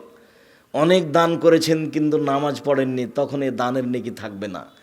নামাজ, সালাত এমন একটি ইবাদত যার উপরে নির্ভর করে অন্য অন্য ইবাদত। সালাত এমন একটি ইবাদত যার উপরে নির্ভর করে অন্য অন্য ইবাদত। রাসূল সাল্লাল্লাহু আলাইহি ওয়াসাল্লাম বলেন, আউয়ালু মা ইউহাসাবু বিল আবদি ইয়াউমাল কিয়ামাহ সালাহ। বিচারের মাঠে মানুষের প্রথম যে জিনিসের বিচার হবে তা হলো সালাত। ফাইন সালাহাত সালাহাল্লাহু সাইরু আমালিহি। যদি সালাত টিকে যায় সব আমল টিকে যাবে। ওয়াইন ফাসাদাত ফাসাদাল্লাহু সাইরু আমালিহি। আর যদি সালাত না থাকে, সালাত বাতিল হয়, তাহলে সমস্ত ইবাদত বাতিল বলে গণ্য হবে। আনাস রাদিয়াল্লাহু তাআলা আনহু বলেন, রাসূল সাল্লাল্লাহু আলাইহি সাল্লাম বলেছেন, আস-সালাতু সালাসাতু আসলাসিন। সালাত 3 ভাগে বিভক্ত। অত্তহুর 16, ওযু হলো 3 ভাগের 1 ভাগ। ও রুকু 16, রুকু হলো 3 ভাগের 1 ভাগ। ও সুজুদ 16, সিজদা হলো 3 ভাগের 1 ভাগ। ফামান আদ্দাহা বিহাক্কিহা কুবিলাত মিনহু সালাতুহু কুবিলাত সাইরু আমালিহি। যদি সে ঠিক ঠিক সালাত আদায় করে তার সমস্ত ইবাদত কবুল করা হবে, সালাত কবুল করা হবে। আর ওয়াইন রুদ্দাত আলাইহি, সালাতুহু, যদি সালাত তার উপরে প্রত্যাখ্যান করা হয়, সালাত যদি কবুল না হয়, তাহলে আর যত ইবাদত আছে সব তার উপরে ছুঁড়ে মারা হবে। আর কোনো ইবাদত সে দেখতে পাবে না। দানের ইবাদত পাবে না, হজের ইবাদত পাবে না, সিয়াম পালন, রোজা থাকার ইবাদত পাবে না।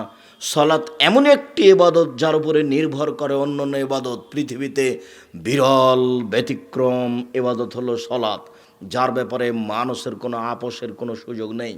সালাত আদায় করতেই হবে যে কোনো মূল্যে। বাপ মা বলবে এরপরে পড়বে, এ কথা নয়। মানুষের জীবনে সবচেয়ে যেটা গুরুত্বপূর্ণ, মানুষের জীবনে যেটা সবচেয়ে জরুরি, মানুষের জীবনে এর চেয়ে আর কোনো জরুরি কাজ নাই, সেই কাজটা হলো সালাত, অন্তত ফরজ। জীবনে একটা কাজ থেকে কোনোদিন পিছে থাকবেন না, সেটা হলো সলাৎ। সম্মানিত দিনী ভাই বোন, আমরা সলাতের ব্যাপারে বিস্তারিত না গিয়ে আজকের জন্য আমরা একটু বাস্তবে যেতে চাচ্ছি। সলাত আদায়ের পূর্বে সুন্দর করে অজু করে নেবেন। অজু করার পূর্বে পেশাব পায়খানার কাজ থাকলে সেরে আসবেন। পেশাব পায়খানায় বসার সময়তে বলবেন বিসমিল্লাহ আল্লাহুম্মা ইন্নী আউযু বিকা মিনাল খুবুসি ওয়াল খাবায়েস। আল্লাহর নামে আমি পেশাব পায়খানায় বসছি। আল্লাহ, আমি তোমার নিকটে অপবিত্র জিন এবং জিন্নি থেকে আশ্রয় চাচ্ছি। আপনি যদি বিসমিল্লাহ ছাড়া দোয়া পড়েন, আল্লাহুম্মা ইন্নী আউযু বিকা মিনাল খুবুসি ওয়াল খাবায়েস, এটুকু পড়েন, তাহলে শয়তান আপনার লজ্জায় স্থান দেখতে পাবে কিন্তু ক্ষতি করতে পারবে না। আর যদি বিসমিল্লাহ লাগিয়ে পড়েন তো দেখতেই পাবে না, ক্ষতি তো বহুদূরের কথা। আর টয়লেটে সবসময় জিন থাকে। জিন কোথায় থাকে? টয়লেটে। টয়লেটে সবসময় জিন শয়তানও উপস্থিত থাকে, যার কারণে এই দোয়া পড়তে বলা হয়েছে। যখন আপনি বসছেন তখন এই দোয়া পড়তে হবে। সুন্দর ঝকঝকে করে টয়লেট বানিয়ে রেখেছেন, একবারে ঘরে শোয়ার ঘর চেয়ে বেশি দামি হয়ে আছে, তো ঢোকার সময়তে সেখানে দোয়া পড়তে হবে এটা নয়। ঢুকে গেছি এখন দোয়া পড়া যাবে না এটা নয়। যখন আপনি টয়লেটে বসতে যাচ্ছেন তখন দোয়া পড়বেন। আর যখন টয়লেটের পেশাব পায়খানার কাজ শেষ হয়ে গেল তখন আপনি বলবেন গোফরানাকা, আমি তোমার কাছে ক্ষমা চাচ্ছি, একবার বলবেন। উঠে গিয়ে আপনি বিসমিল্লাহ বলে অজু করতে পারবেন। ভিতরে আছেন সেজন্য পারবেন না এ কথা নয়। জিকির আজকার দোয়া চলে না পেশাব পায়খানা চলাকালীন। পেশাব পায়খানা চলাকালীন সালাম দেওয়া যাবে তাকে, কিন্তু ও নিজে উত্তর দিতে পাবে না। কেননা এই সময়তে জিকির আজকার তাসবিহ তাহলিল নিষেধ, দোয়া নিষেধ। এখান থেকে উঠে যাওয়ার পরে বলতে হবে। সম্মানিত দিনী ভাই বোন, বের হয়ে আসার পরে আপনি পানি দিয়ে পবিত্রতা অর্জন করুন। পানি না থাকলে ঢেল টিস্যু পেপার ব্যবহার করুন। আগে ঢেল টিস্যু পেপার পরে পানি, এটা নাজায়েজ, এটা হারাম। এই নীতি অবলম্বন করা যাবে না। ঢেল টিস্যু পেপার নিয়ে 40 কদম হাঁটতে হবে, এটা নোংরামি। পায়ের উপরে পা চাপিয়ে খক খক করে কাশতে হবে, এটা বেহায়াই। এত নোংরা, এত বেহায়াই কাজ। একটা ঢেল ধরে তাকে হাঁটতে হবে এভাবে, এরকম কাজ শরীয়তে ধর্মে এটা হতে পারে না। এত দামি ধর্মে এমন কাজ হবে, এটা হতে পারে না। আর আপনাকে এত পবিত্রতা অর্জন করা লাগে, আপনার বউকে লাগে না? যারা এগুলো করছে তাকে তো একটা হিসাব করা দরকার যে আমি যে জান্নাতে চলে যাব তো আমার বউ। আর তার বউ যদি ঢেল ধরে এভাবে হাঁটে তাহলে জাতি কি মনে করবে? ধর্ম পাগল হয়ে গেছে। ধর্ম এদের কাছে এসে কি হয়ে গেছে? পাগল হয়ে গেছে। সম্মানিত দিনী ভাই বোন, পানি দিয়ে পবিত্রতা অর্জন করুন। পানি না থাকলে ঢেল টিস্যু পেপার দিয়ে পবিত্রতা অর্জন করবেন। বিসমিল্লাহ বলে অজু করা শুরু করবেন। বিসমিল্লাহ না বলে অজু শুরু করলে অজু হবে না, এ কথা রাসূল সাল্লাল্লাহু আলাইহি ওয়াসাল্লাম বলেছেন। অর্থাৎ নেকি কম হবে। বিসমিল্লাহ খুব গুরুত্ব সহকারে খেয়াল করে বলার চেষ্টা করবেন। শুধু বিসমিল্লাহ, বিসমিল্লাহ বলে অজু শুরু করবেন। সুন্দর করে অজু করবেন। কেন? সুন্দর করে অজু করার খুব দাম। রাসূল সাল্লাল্লাহু আলাইহি সাল্লাম বললেন, শোনো, কেউ যদি সুন্দর করে অজু করে পায়ে হেঁটে মসজিদে যায়, সুন্দর করে অজু করে পায়ে হেঁটে মসজিদে যায়, আর সালাতের পরে আর এক সালাতের অপেক্ষা করে, তাহলে তার মান বেড়ে যাবে, পাপ মিটে যাবে। পাপ মিটে যাবে, মান বেড়ে যাবে। পাপ মিটে যাবে, মান বেড়ে যাবে। রাসূল সাল্লাল্লাহু আলাইহি ওয়াসাল্লাম একদা বলছেন যে আল্লাহ আমাকে বলছেন, মোহাম্মদ হাল তাদরি ফিমা ইখতাসিমুল মালাউল আলা, মোহাম্মদ আপনি বলতে পারেন উপরে কী নিয়ে হইচই হচ্ছে? তখন আল্লাহ রসুল বলছেন, জি হ্যাঁ আমি পারি। উপরে কী নিয়ে হইচই হচ্ছে আমি বলতে পারি। কাফারাত, মানুষের পাপ কিভাবে মিটে যাবে এই নিয়ে হইচই হচ্ছে। অল কাফারাত, পাপ মিটে যায় কিভাবে? আল্লাহ রসুল বলছেন আল মাকসু ফিল মাসাজিদ বাদা সালাওয়াত, সলাতের পরে মসজিদে বসে বসে তাসবিহ তাহলিল করলে পাপ মিটে যায়, মান বেড়ে যায়। অল মাশু আলাল আকদামিল আল জামাত, পায়ে হেঁটে মসজিদে গেলে পাপ মিটে যায়, মান বেড়ে যায়। ও ও এসবাগুল অজু আলাল মাকারে, কষ্টের সময় শীতের দিনে ভালো করে অজু করলে পাপ মিটে যায়, মান বেড়ে যায়। এইটুকু বলার পর আল্লাহ রসুল বলছেন, শোনো, মান ফালা হাজা আশা বেখায়রিন ও মাতা বেখায়রিন, এইটা যদি কেউ করতে পারে, সুন্দর করে অজু যদি করতে পারে, তাহলে তার বেঁচে থাকা ভালো, তার মরে যাওয়া ভালো, তার বেঁচে থাকা ভালো, তার মরে যাওয়া ভালো, তার বেঁচে থাকা ভালো, তার মরে যাওয়া ভালো। এইটুকু বলার পর আল্লাহ রসুল আরও বলছেন, শোনো শোনো শোনো, লোকটি হয়ে যায় সেই দিনের মতো যেদিন তার মা তাকে জন্ম দিয়েছে। লোকটি হয়ে যায় সেই দিনের মতো যেদিন তার মা তাকে জন্ম দিয়েছে, নিষ্পাপ হয়ে যায়। সুন্দর করে অজু করলে মানুষ নিষ্পাপ হয়ে যায়। অজু করার পরে বলবেন, আশহাদু আল্লা ইলাহা ইল্লাল্লাহু ওয়াহদাহু লা শারীকা লাহু ওয়া আশহাদু আন্না মুহাম্মাদান আবদুহু রাসূলুহু, আমি সাক্ষ্য দিচ্ছি আল্লাহ ছাড়া কোনো মাবুদ নাই, তার কোনো শরিক নাই। আমি সাক্ষ্য দিচ্ছি মুহাম্মদ আল্লাহ রাসূল, তার বান্দা। এই দোয়া যদি কেউ পড়ে, তাহলে তার জান্নাতের সব দরজা খুলে দেওয়া হয়েছে। যে কোনো দরজাতে ঢুকতে পারবেন। এই দোয়ার খুব দাম। আল্লাহুম্মা জাল্লি মিনাত তাওয়াবিন ওয়া জাল্লি মিনাল মুতাতাহিরিন, আল্লাহ তুমি আমাকে তওবাকারীদের অন্তর্ভুক্ত করো, আমাকে পবিত্রতাদের অন্তর্ভুক্ত করো। এটা দোয়া আপনি পড়তে পারেন, তবে এতে কি নেকি হবে তা আল্লাহ রাসূল বলেননি। আল্লাহুম্মা জাল্লি মিনাত তাওয়াবিন ওয়া জাল্লি মিনাল মুতাতাহিরিন, এই দোয়া আপনি পড়তে পারেন, তবে কি নেকি হবে এ কথা রাসূল সাল্লাল্লাহু আলাইহি সাল্লাম বলেননি। আর অজু করার পরে যদি এই দোয়া পড়েন, আশহাদু আল্লা ইলাহা ইল্লাল্লাহু ওয়াহদাহু লা শারীকা লাহু ওয়া আশহাদু আন্না মুহাম্মাদান আবদুহু রাসূলুহু, তাহলে সব পাপ ক্ষমা, জান্নাতের সব দরজা খোলা। বলেন আজকে যে ইনশাআল্লাহ আজ থেকে বলবো। মুখস্থ যদি যুবক তোমাদের না থাকে, তাহলে সময় হলো 24 ঘন্টা। আগামীকাল সন্ধ্যা হতে হতে তোমাকে এই দোয়া মুখস্থ করতেই হবে। তোমাকে একটু কঠোর করে বলে গেলাম, তুমি মনে কিছু নেই না, তোমাকে তো করতে হবে, তোমার বাপকে করতে হবে। তার মানে তুমি বাধ্য। তুমি এই দোয়া মুখস্থ করনি কেন? দিন কাটে কেন? শরম হয় না বাপ বেটার? রুজি উপার্জন করা, হাট বাজার করো, খাও, দোয়া মুখস্থ নেই কেন? কেন নেই? আইনে রাসূল সাল্লাল্লাহু আলাইহি সাল্লাম দোয়া অধ্যায় বইটা নেই, ওটা তো আমি তোমার জন্য লিখেছি। যখন লোকেরা হাত তুলে দোয়া পিড়াপিড়ি করতে লাগলো সিরাজগঞ্জের মাটিতে, আমি সর্বপ্রথমে এ বিষয়ে বক্তব্য দিলাম। ওই যে কি ওটা, কাজীপুর, তখন থেকে এই বই আমি আপনাদের কাছে দিয়েছি। আপনি কেন দোয়া মুখস্থ করলেন না? সেখানে আমি উল্লেখ করেছি কতটি হাদিস আছে হাত তুলে দোয়া করার, এবং কোথায় কোথায় হাত তুলে দোয়া করতে হবে তা আমি বিস্তারিত দিয়েছি। যারা বলছে এই দেখেন হাত তুলে দোয়া চলবে, ওরা ওখান থেকে নিয়েছে।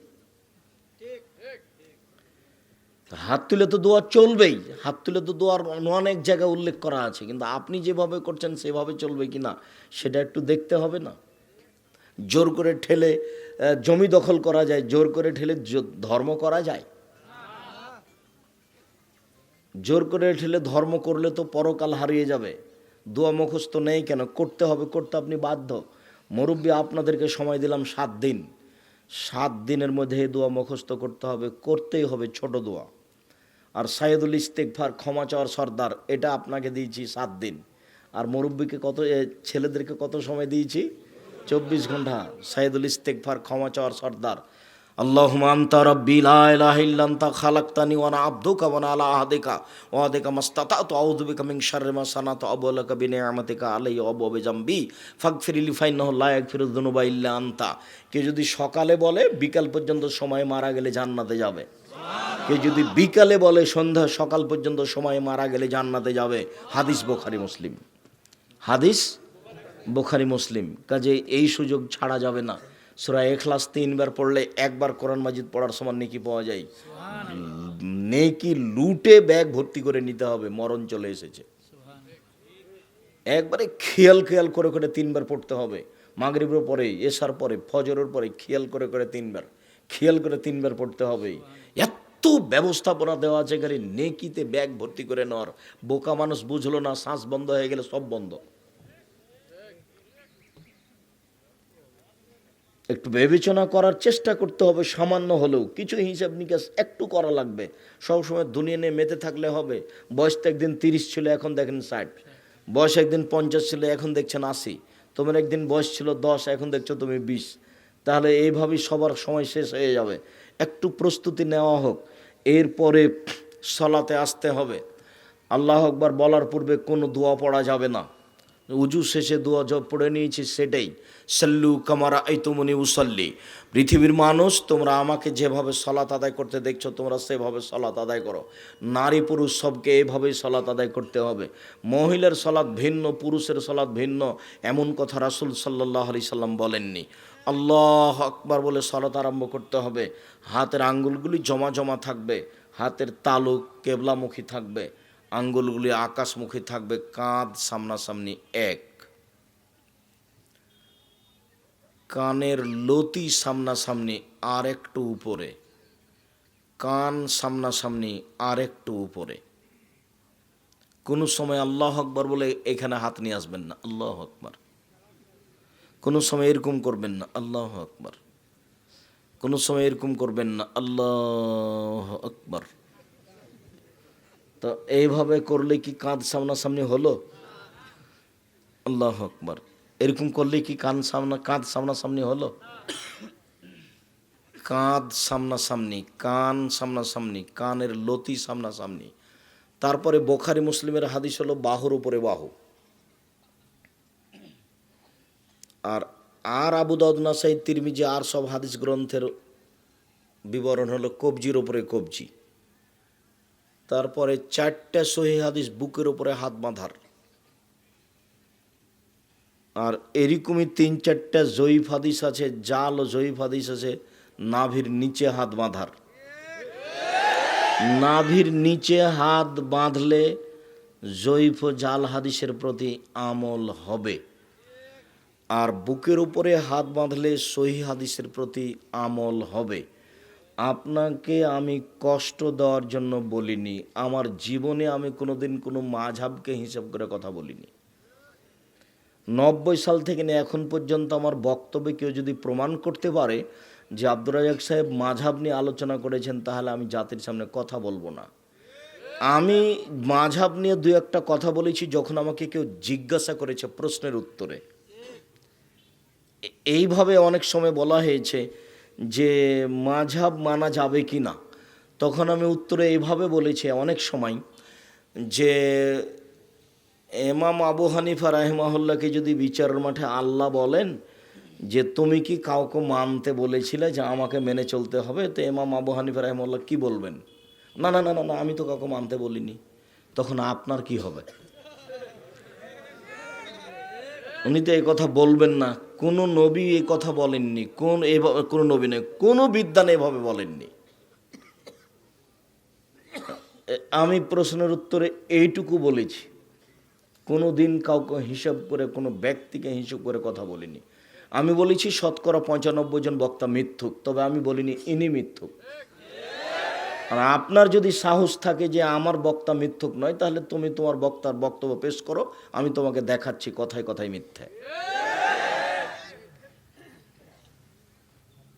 অতএব সমাজকে ক্ষিপ্ত করার জন্য, কাউকে কষ্ট দেওয়ার জন্য আমার জীবনে আমি কোনো কথা বলিনি। বিগত 30 বছর, 90 সাল থেকে মাঠে আছি, আমি অপ্রয়োজনীয় কথা বলি না, বলার চেষ্টাও করি না। একটু খেয়াল করবেন, আল্লাহ আকবার বলে সালাত আরম্ভ করার পূর্বে কোনো কিছু বলবেন না। মহিলারা হাত বুকে উপরে বাঁধবে আর পুরুষেরা নিচে বাঁধবে, এরকম অভিনব কথা কোথাও নাই। এ অবাক কথা। বুকে হাত বেঁধে আপনি বলবেন, বুকে হাত বেঁধে আল্লাহ আকবার বলার পূর্বে কোনো কিছু বলবেন না, বিসমিল্লাহ বলতে পারবেন না আল্লাহ আকবার বলার পূর্বে। তার মানে আল্লাহ আকবার এত পাওয়ারফুল শব্দ, যে এত ক্ষমতাধর শব্দ যে তার পূর্বে কিছু চলে না। আল্লাহ মহান, আল্লাহ আকবার, আল্লাহ আকবার এই বলে বুকে হাত বাঁধার পূর্বে কোনো কিছু বলবেন না। নয়তো নুসল্লি আরবা রাকাতিন লিজোহরে, জোহরের 4 রাকাত সালাতের নিয়াত করলাম, এরকম বললে আপনার ইবাদত হারিয়ে গেছে, তার নাম বিদআত করে, তাহলে তার কোনো ইবাদত কবুল হবে না। মানে আও মুহদাসান লা ইকবালু আনহু আদুল সারফ, কেউ যদি বিদআতকে আশ্রয় দেয় তাহলে তার নফল ইবাদত, ফরজ ইবাদত কোনোটাই কবুল হবে না। বুকে হাত বেঁধে আপনি বলবেন, আল্লাহুম্মা বাঈদ বাইনি ওয়া বাইনা খাতায়ায়া কামা বা'আদতা বাইনাল মাশরিক ওয়াল মাগরিব। হে আল্লাহ, তুমি আমাকে আর আমার পাপকে অত দূরত্বে রাখো পূর্ব এবং পশ্চিমকে তুমি যত দূরত্বে রেখেছ, লক্ষ লক্ষ মাইল দূরে রয়েছে একটা থেকে আরেকটা, পূর্ব থেকে পশ্চিম। তুমি আমার থেকে আমার পাপকে এরকম দূরে করে দাও যেন আমাকে পাপ না ধরতে পারে। আল্লাহুম্মা নাক্কিনি মিনাল খাতায়া কামা ইউনাক্কা সাবুল আবিজু মিনাদ দানাস। হে আল্লাহ, তুমি আমার পাপকে ধুয়ে পরিষ্কার করে দাও যেমনভাবে ময়লা কাপড়কে ধুয়ে পরিষ্কার করা হয়। আল্লাহুম্মা গসিল খাতায়া বিল মাই ওয়াস সালজি ওয়াল বারাদ। হে আল্লাহ, তুমি আমাকে ধুয়ে দাও বরফ দিয়ে, তুষার দিয়ে, ঠান্ডা পানি দিয়ে। এই সানা ছাড়া আপনি আরও সানা পড়তে পারেন। আয়েশা রাদিয়াল্লাহু তাআলা আনহা থেকে সানা আছে, সুবহানাকা আল্লাহুম্মা ওয়া বিহামদিকা ওয়া তাবারাকা ইসমুকা ওয়া তাআলা জাদ্দুকা লা ইলাহা গায়রুক। এই সানা আপনি পড়তে পারেন। এছাড়া আপনি নফল সালাতে তাহাজ্জুদে উঠে ওই সানা পড়তে পারেন।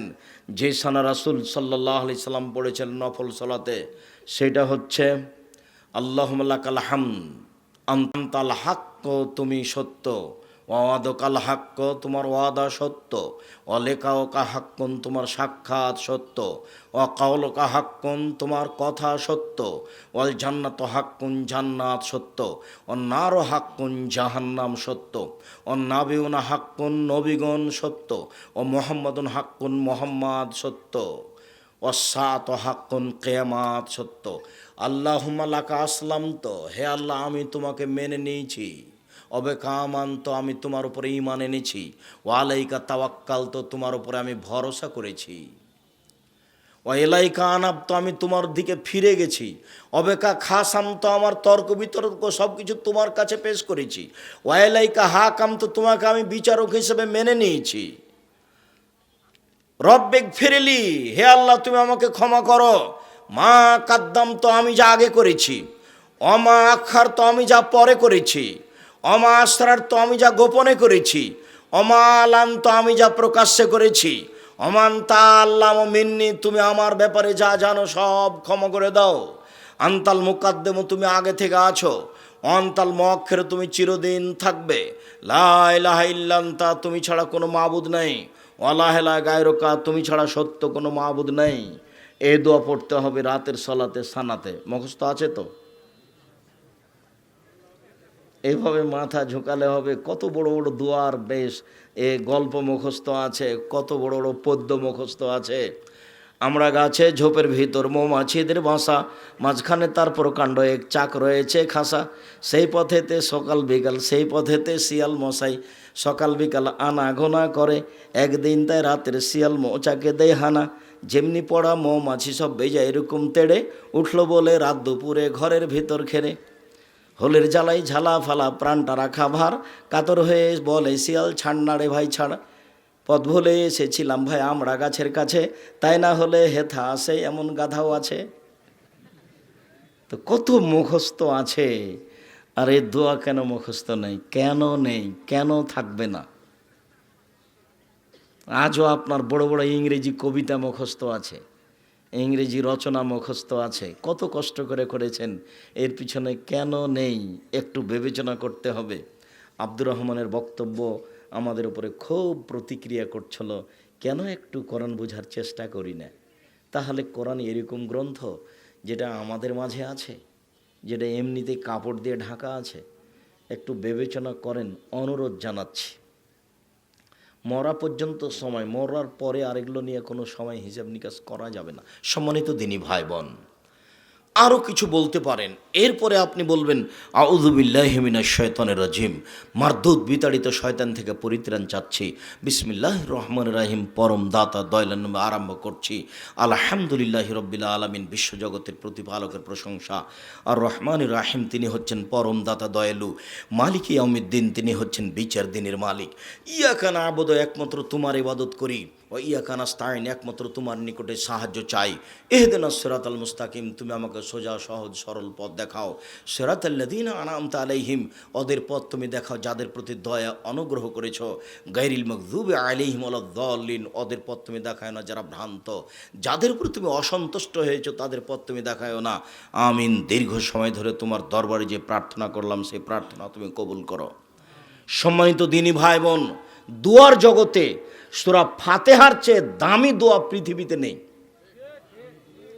যার জন্য ইমাম বুখারী রাহিমাহুল্লাহ অধ্যায়ে উল্লেখ করেছেন, একাই যা সালাত আদায় করলেও পড়বেন, জামাতে সালাত আদায় করলেও পড়বেন, ইমাম থাকলেও পড়বেন, মুক্তাদি থাকলেও পড়বেন, সরবে কেরাত হলেও পড়বেন, নীরবে কেরাত হলেও পড়বেন, সূরা ফাতিহা পড়তে বাধ্য। ব্যতিক্রম দোয়া, যে দোয়া এমনভাবে শুরু হয়েছে, প্রশংসা প্রিয় সত্তা, প্রশংসা করলে খুব খুশি হয়ে যায়। সমস্ত প্রশংসা তোমার, পরমদাতা দয়ালু তুমি, বিচার দিনের মালিক তুমি, একমাত্র তোমারই ইবাদত করি, একমাত্র তোমার নিকটে সাহায্য চাই। এখনো কিন্তু মূল কথা হয়নি। দেখেছেন ব্যতিক্রম দোয়া, দেখেন আসল কথাটা এখনো আসেনি। সমস্ত প্রশংসা তোমার, পরমদাতা দয়ালু তুমি, বিচার দিনের মালিক তুমি, একমাত্র তোমারই ইবাদত করি, একমাত্র তোমার কাছে সাহায্য চাই। তুমি আমার একটা কথা শোনো, তুমি আমার একটা কথা শোনো, তুমি আমার একটা কথা শোনো। ইহদিনাস সিরাতাল মুস্তাকিম, তুমি আমাকে সোজা পথ দেখাও। ওরা বলে এই দলে আসো, ওরা বলে এই দলে আসো, ওরা বলে দেওয়ানবাগি করো, ওরা বলে এই দল করো, আমি কোন পথে যাই? তুমি আমাকে সোজা পথ দেখাও। আবুল আলা মওদুদী রাহিমাহুল্লাহ বলেন, আমাকে রাজপথ দেখাও, আমি কোন পথে যাই? এতগুলো প্রশংসা করার পরে বলছেন ইহদিনাস সিরাতাল মুস্তাকিম, তুমি আমাকে সোজা পথ দেখাও। আরও তোমাকে বলছি, সোজা পথ বলতে যাদের প্রতি দয়া করেছো, ইব্রাহিমের প্রতি দয়া করেছো, ইয়াকুবের প্রতি দয়া করেছো, ইউসুফের প্রতি দয়া করেছো, সুলাইমানের প্রতি দয়া করেছো, দাউদের প্রতি দয়া করেছো, যাদের তুমি দয়া করেছো, যাদের প্রতি অনুগ্রহ করেছো, তাদের পথ দেখাও। গায়রিল মাগদুবি আলাইহিম ওয়ালাদ-দাল্লিন, ওদের পথ দেখায় না যারা ভ্রান্ত। এই ছেলে, ওই ছেলেটা আপনার পাশ থেকে উঠলো কি করে? খুব খেয়াল করে থাকবেন, ওই জন্য আরও 5 জনের অসুবিধা করতে না পারে। আমরা শেষের দিকে চলে আসছি, কাছাকাছি। তার মানে সূরা ফাতিহা শেষ হলে আমাদের আলোচনার শেষ। যে আপনার আমি বিরক্তি দেখতে চাই না। দুয়ার জগতে সবচেয়ে দামি দোয়া সূরা ফাতিহা।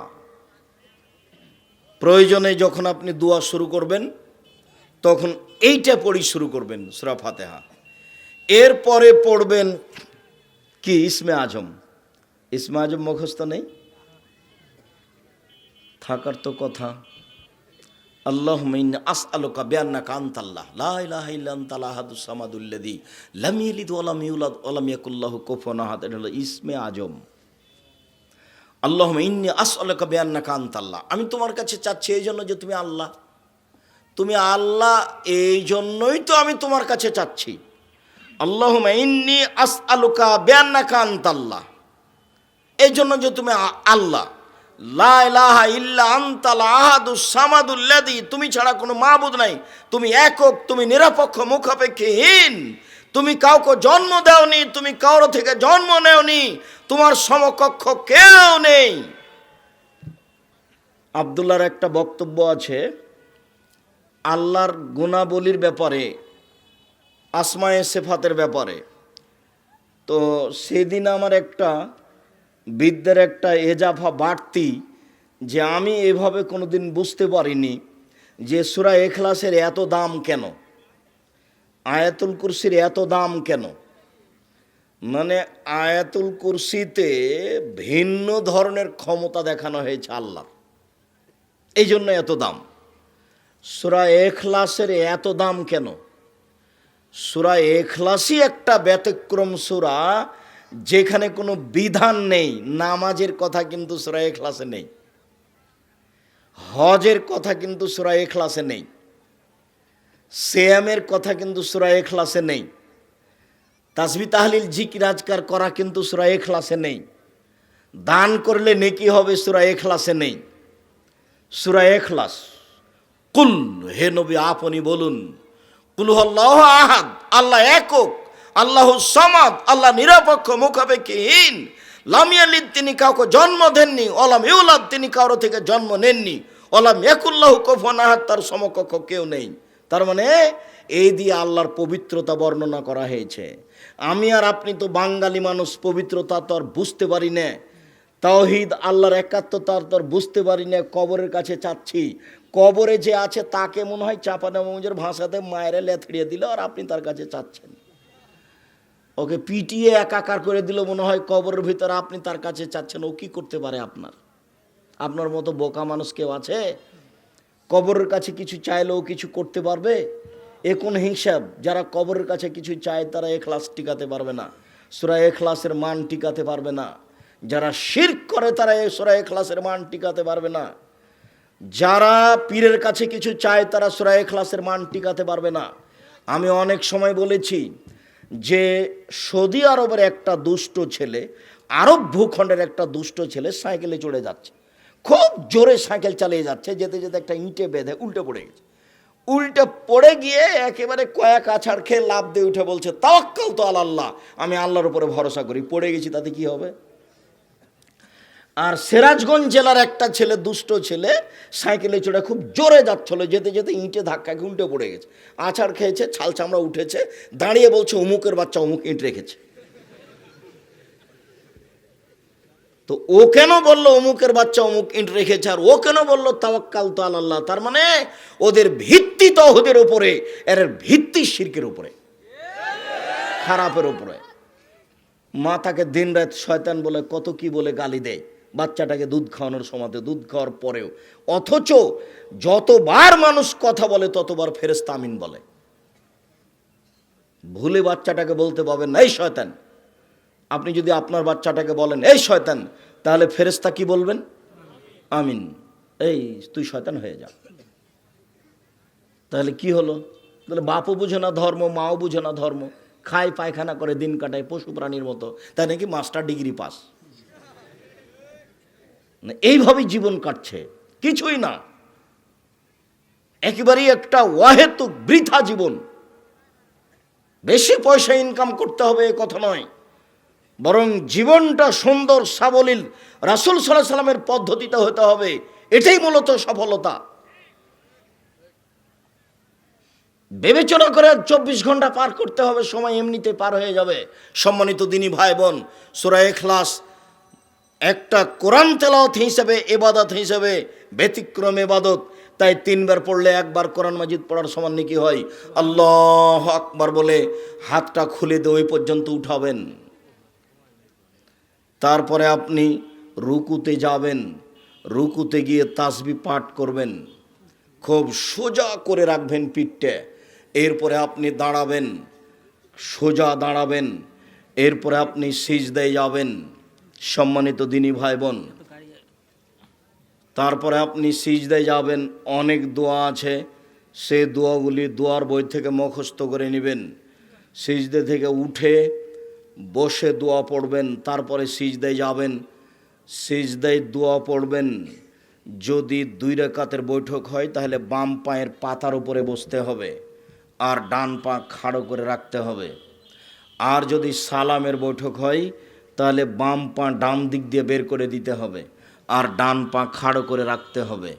আর বাম হাতের আঙ্গুল এইভাবে জমা রেখে ডান হাতের আঙ্গুলের 2টি আঙ্গুল জমা রাখতে হবে। 3য় আঙ্গুলের নখের উপরে বৃদ্ধাঙ্গুলের পেট রাখতে হবে। রাখেন তো দেখি।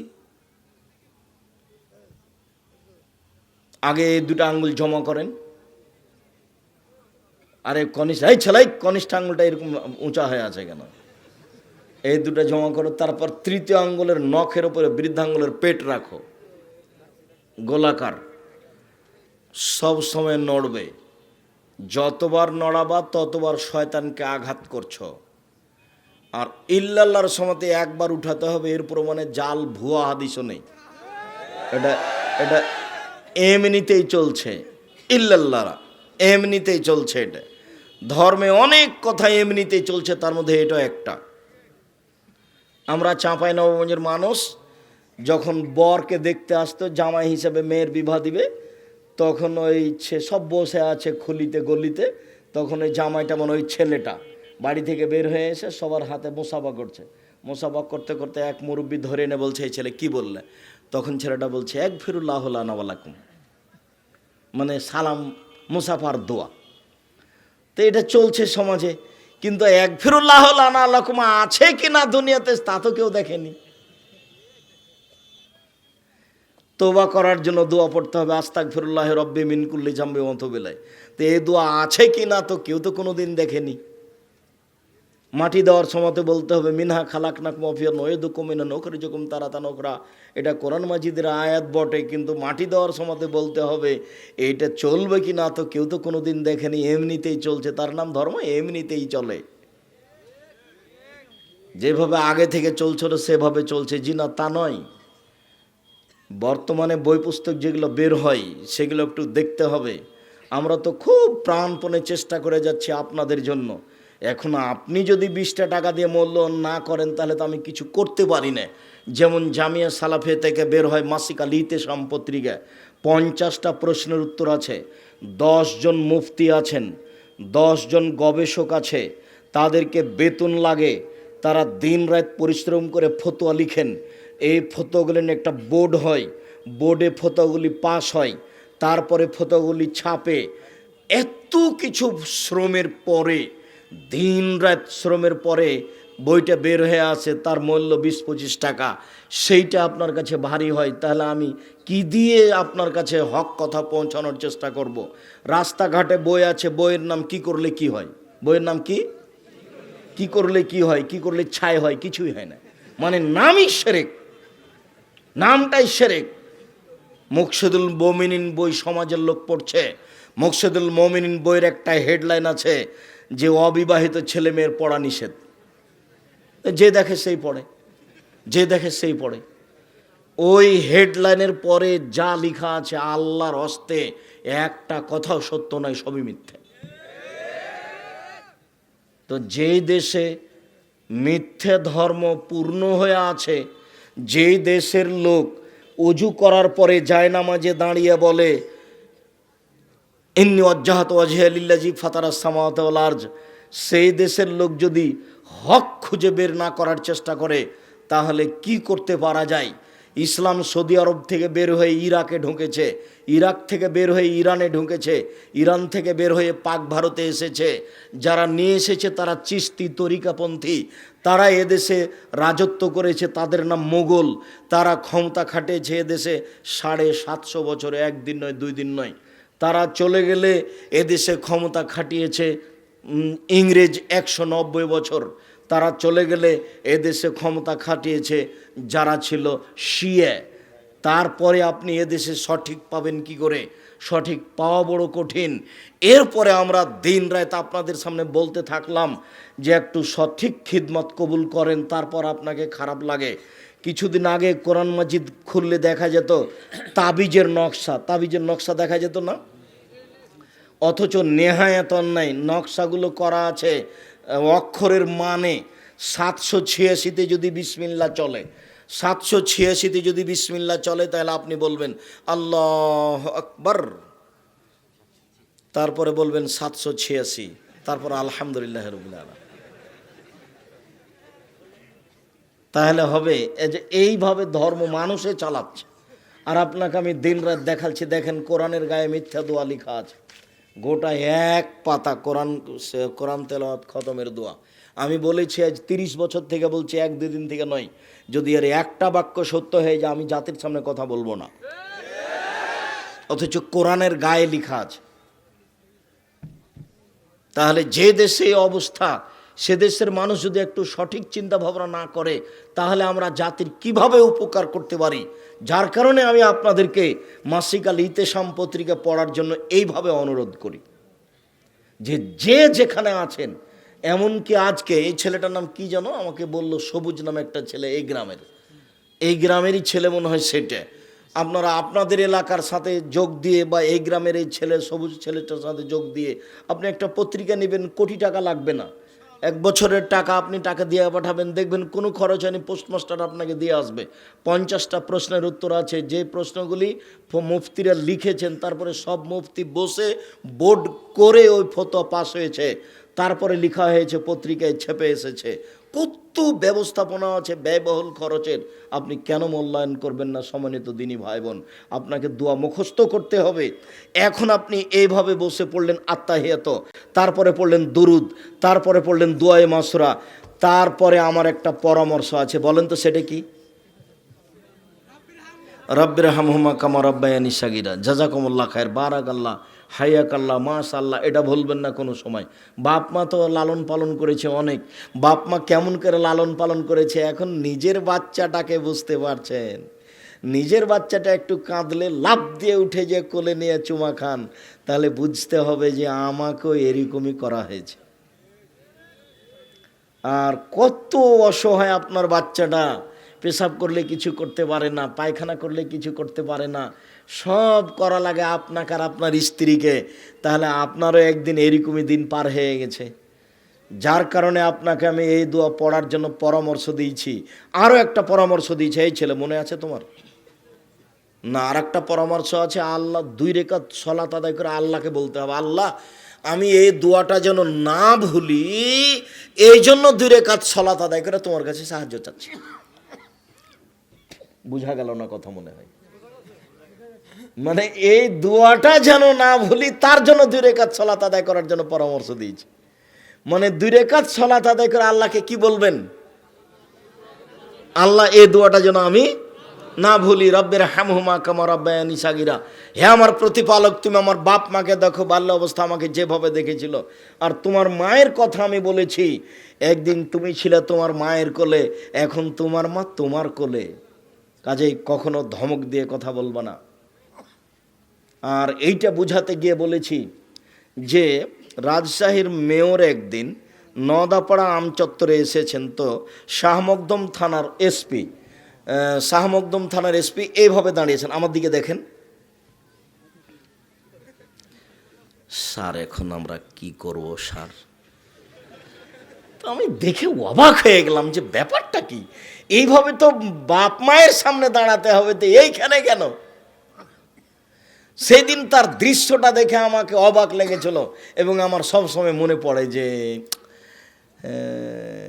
এইভাবে নত হয়ে কথা বলা লাগবে, তার মানে সামাজিক উঁচু নিচু এরকম, অথচ এইটাই ছিল মায়ের কাছে। ফালা তাকুল্লাহুমা উফিন ওয়ালা তানহারহুমা, কখনো তুমি বলতে পাবা না, কখনো তুমি ধমক দিতে পাবা না। অকুল্লাহুমা কওলান কারীমা, যা বলবে তুমি নরম ভাবে বলবে। অকফিজলাহুমা জানাহা যুল্লে, নত হয়ে যাবা। মায়ের সামনে দিয়ে হাঁটলে ধীরে হাঁটতে হবে, জোরে হাঁটা যাবে না। পেশাব করেছে পরিষ্কার করবা তুমি, পায়খানা করেছে পরিষ্কার করবা তুমি, গোসল দিয়ে দিবা তুমি, কাপড় বদলিয়ে দিবে তুমি, মেডিকেলে কাঁধে করে নিয়ে যাবা তুমি। তোমার বোনেরা চলে গেছে শ্বশুর বাড়ি, ওরা দেখবে না, আর তোমার বউ দেখবে না, কেননা তোমার বউকে তোমার মা গালি দেয়, এ কথাও ঠিক। সহ্য করতে পারে না তোমার মা তোমার বউকে, এ কথাও ঠিক। আর পরিস্থিতি সহ্য করতে দেয় না, তাই ঘুম থেকে উঠে তুমি দেখছো যে বাড়িতে সবচেয়ে খারাপ আমার মা, এখন কি হবে? ধৈর্যের পরিচয় দিতে হবে। এখনো তুমি জোরে কথা বলতে পারবে না, তারই নাম মা। একদিন মা তোমার কোলে ছিল, তুমি একদিন তোমার মায়ের কোলে ছিলে, এখন তোমার মা তোমার কোলে। আরও একটা কথা আমি তোমাকে বলেছি, সেটা হলো এই যে যেদিন তুমি তোমার মায়ের কোলে ছিলে, সেদিন বারবার পেশাব করছিলে, তখন তোমার মা আদর করে একটু বলেছিল, এই অত পেশাব করিস কেন রে? এটা আদর করে একটু আঘাত দিয়ে কথা বলেছিল, একটু হালকা করে মেরেছিল। এখন তুমি সম্মান দিয়ে এইটুকু করতে পাবা না। আমায় এইভাবে বিছানায় পেশাব করলে পরিষ্কার করা যাবে নাকি, এইটুকু বলার অধিকার নেই। এখন যদি আপনি বলেন আপনার স্ত্রীকে, হ্যাঁ তুমি আমার মায়ের পেশাব পরিষ্কার করনি, তখন আপনার স্ত্রী বলবে, যাও তুমি তোমার মায়ের পেশাব পরিষ্কার করো গা, তোমার মা আমাকে অকথ্য ভাষায় গালি দেয়, তোমার মায়ের কাপড় আমাকে সাফ করতে হবে, মানে এ কথা বলতে পারে, বলাই স্বাভাবিক। অতএব পেশাব পরিষ্কার করবে তুমি, পায়খানা পরিষ্কার করবে তুমি, কাপড় বদলিয়ে দেবে তুমি, কাঁধে করে তুমি নিয়ে যাবা তোমার মাকে। তোমার মাই তোমার কাছে পৃথিবীতে সবচেয়ে ভিন্ন ধরনের ব্যতিক্রম বস্তু, যার জন্য তোমাকে আমি দূরে কাজ সালাত আদায় করে দোয়ার চেক করতে বলেছি যে আল্লাহ এই দোয়াটা যেন আমি না ভুলি। দোয়ায় মাসুরার পরে এই দোয়া পড়ার জন্য বলেছি, সাথে সাথে বলেছি যত দোয়া এখন মুখস্থ আছে সব বলে নেন। রব্বানা আতিনা ফিদ দুনিয়া হাসানাতাও ওয়া ফিল আখিরাতি হাসানাতাও ওয়া কিনা আযাবান নার। তাহলে ইহকালের কল্যাণ, পরকালের কল্যাণ। আর প্রত্যেকটা মানুষ বিপদে থাকতে পারে। আল্লাহ বলছেন দোয়া ইউনুস কেউ যদি বিপদে পড়ে বলে, যে কোনো বিপদে পড়ে বললে আমি আল্লাহ তাকে উদ্ধার করে দেব। বলেন তো দোয়া ইউনুস কি? লা ইলাহা ইল্লা আনতা সুবহানাকা ইন্নী কুনতু মিনাজ জালিমিন। আল্লাহ তাআলা বলছেন যে ইউনুস যদি মাছের পেটে এ দোয়া না পড়তো, আমি আল্লাহ তাকে মাছের পেটে কিয়ামত পর্যন্ত রেখে দিতাম। এলা ইয়াউমা ইউবাসুন, বিচারের দিন পর্যন্ত আমি তাকে মাছের পেটে রেখে দিতাম। কিন্তু ইউনুস যখন এই দোয়া পড়তে লাগলো, তখন আমি তাকে বাঁচিয়ে দিলাম, মাছের পেট থেকে বের করে দিলাম। মুহাম্মদ সাল্লাল্লাহু আলাইহি সাল্লাম বলেন, পৃথিবীতে কোনো বিপদে পড়ে মানুষ, যে কোনো বিপদে পড়ে মানুষ যদি দোয়া ইউনুস পড়ে, আল্লাহ তাকে সে বিপদ থেকে উদ্ধার করে দিবেন। ফি শাইইন, যে কোনো বিপদের সম্মানিত দিনী ভাই বোন। অতএব সালাম ফেরার পূর্বে অনেক দোয়ার সাথে এই দোয়াটা পড়ে নেবেন, লা ইলাহা ইল্লা আনতা সুবহানাকা ইন্নী কুনতু মিনাজ জালিমিন। তারপরে সালাম ফিরবেন।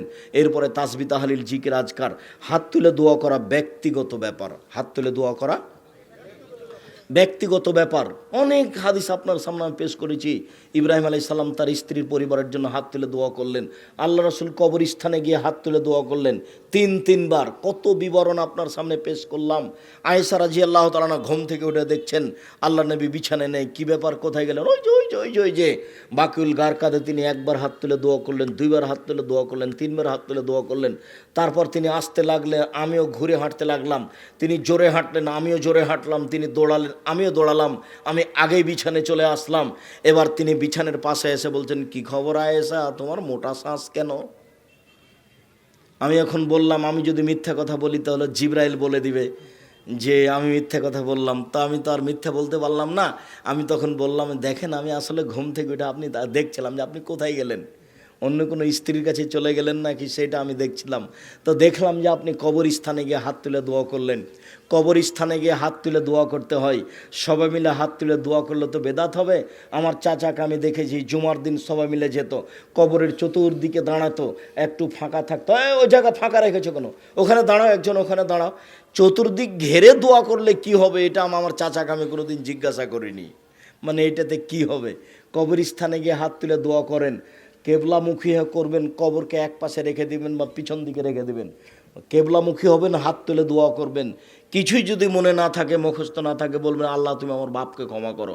আর যদি কিছু মুখস্থ থাকে তাহলে বলবেন, অন্যথায় ওই দোয়াটা বলবেন যেটা জানাজার জন্য বলা হয়, আল্লাহুম্মা গফির লাহু ওয়ারহামহু ওয়াফি ওয়াফু আনহু আকরিম নুজুলাহু ওয়াসসি মাদখালাহু ওয়াগসিলহু বিল মাই ওয়াসসালজি ওয়াল বারাদ, শেষ পর্যন্ত। কিছুই জানা না থাকলে বলবেন আল্লাহ তুমি আমার বাপকে ক্ষমা করো। সম্মানিত দিনী ভাই বোন, আমি আপনাদেরকে অনুরোধ জানাচ্ছি বিশেষভাবে কোরআন তেলাওয়াতের জন্য, আর বিশেষভাবে 5 ওয়াক্ত সালাত আদায়ের জন্য, আর বিশেষভাবে যারা মুরব্বী মানুষ তাদেরকে তাহাজ্জুদ পড়ার জন্য। শেষে এসে বলছি যে সলাতুর রাসুল বই তো আপনার ওই মাসিক আল ইতেসাম পত্রিকা বই তো নিতেই হবে। আবদুল্লাহর একটা মিন্নাতুল বারি বুখারীর ব্যাখ্যা ব্যতিক্রম।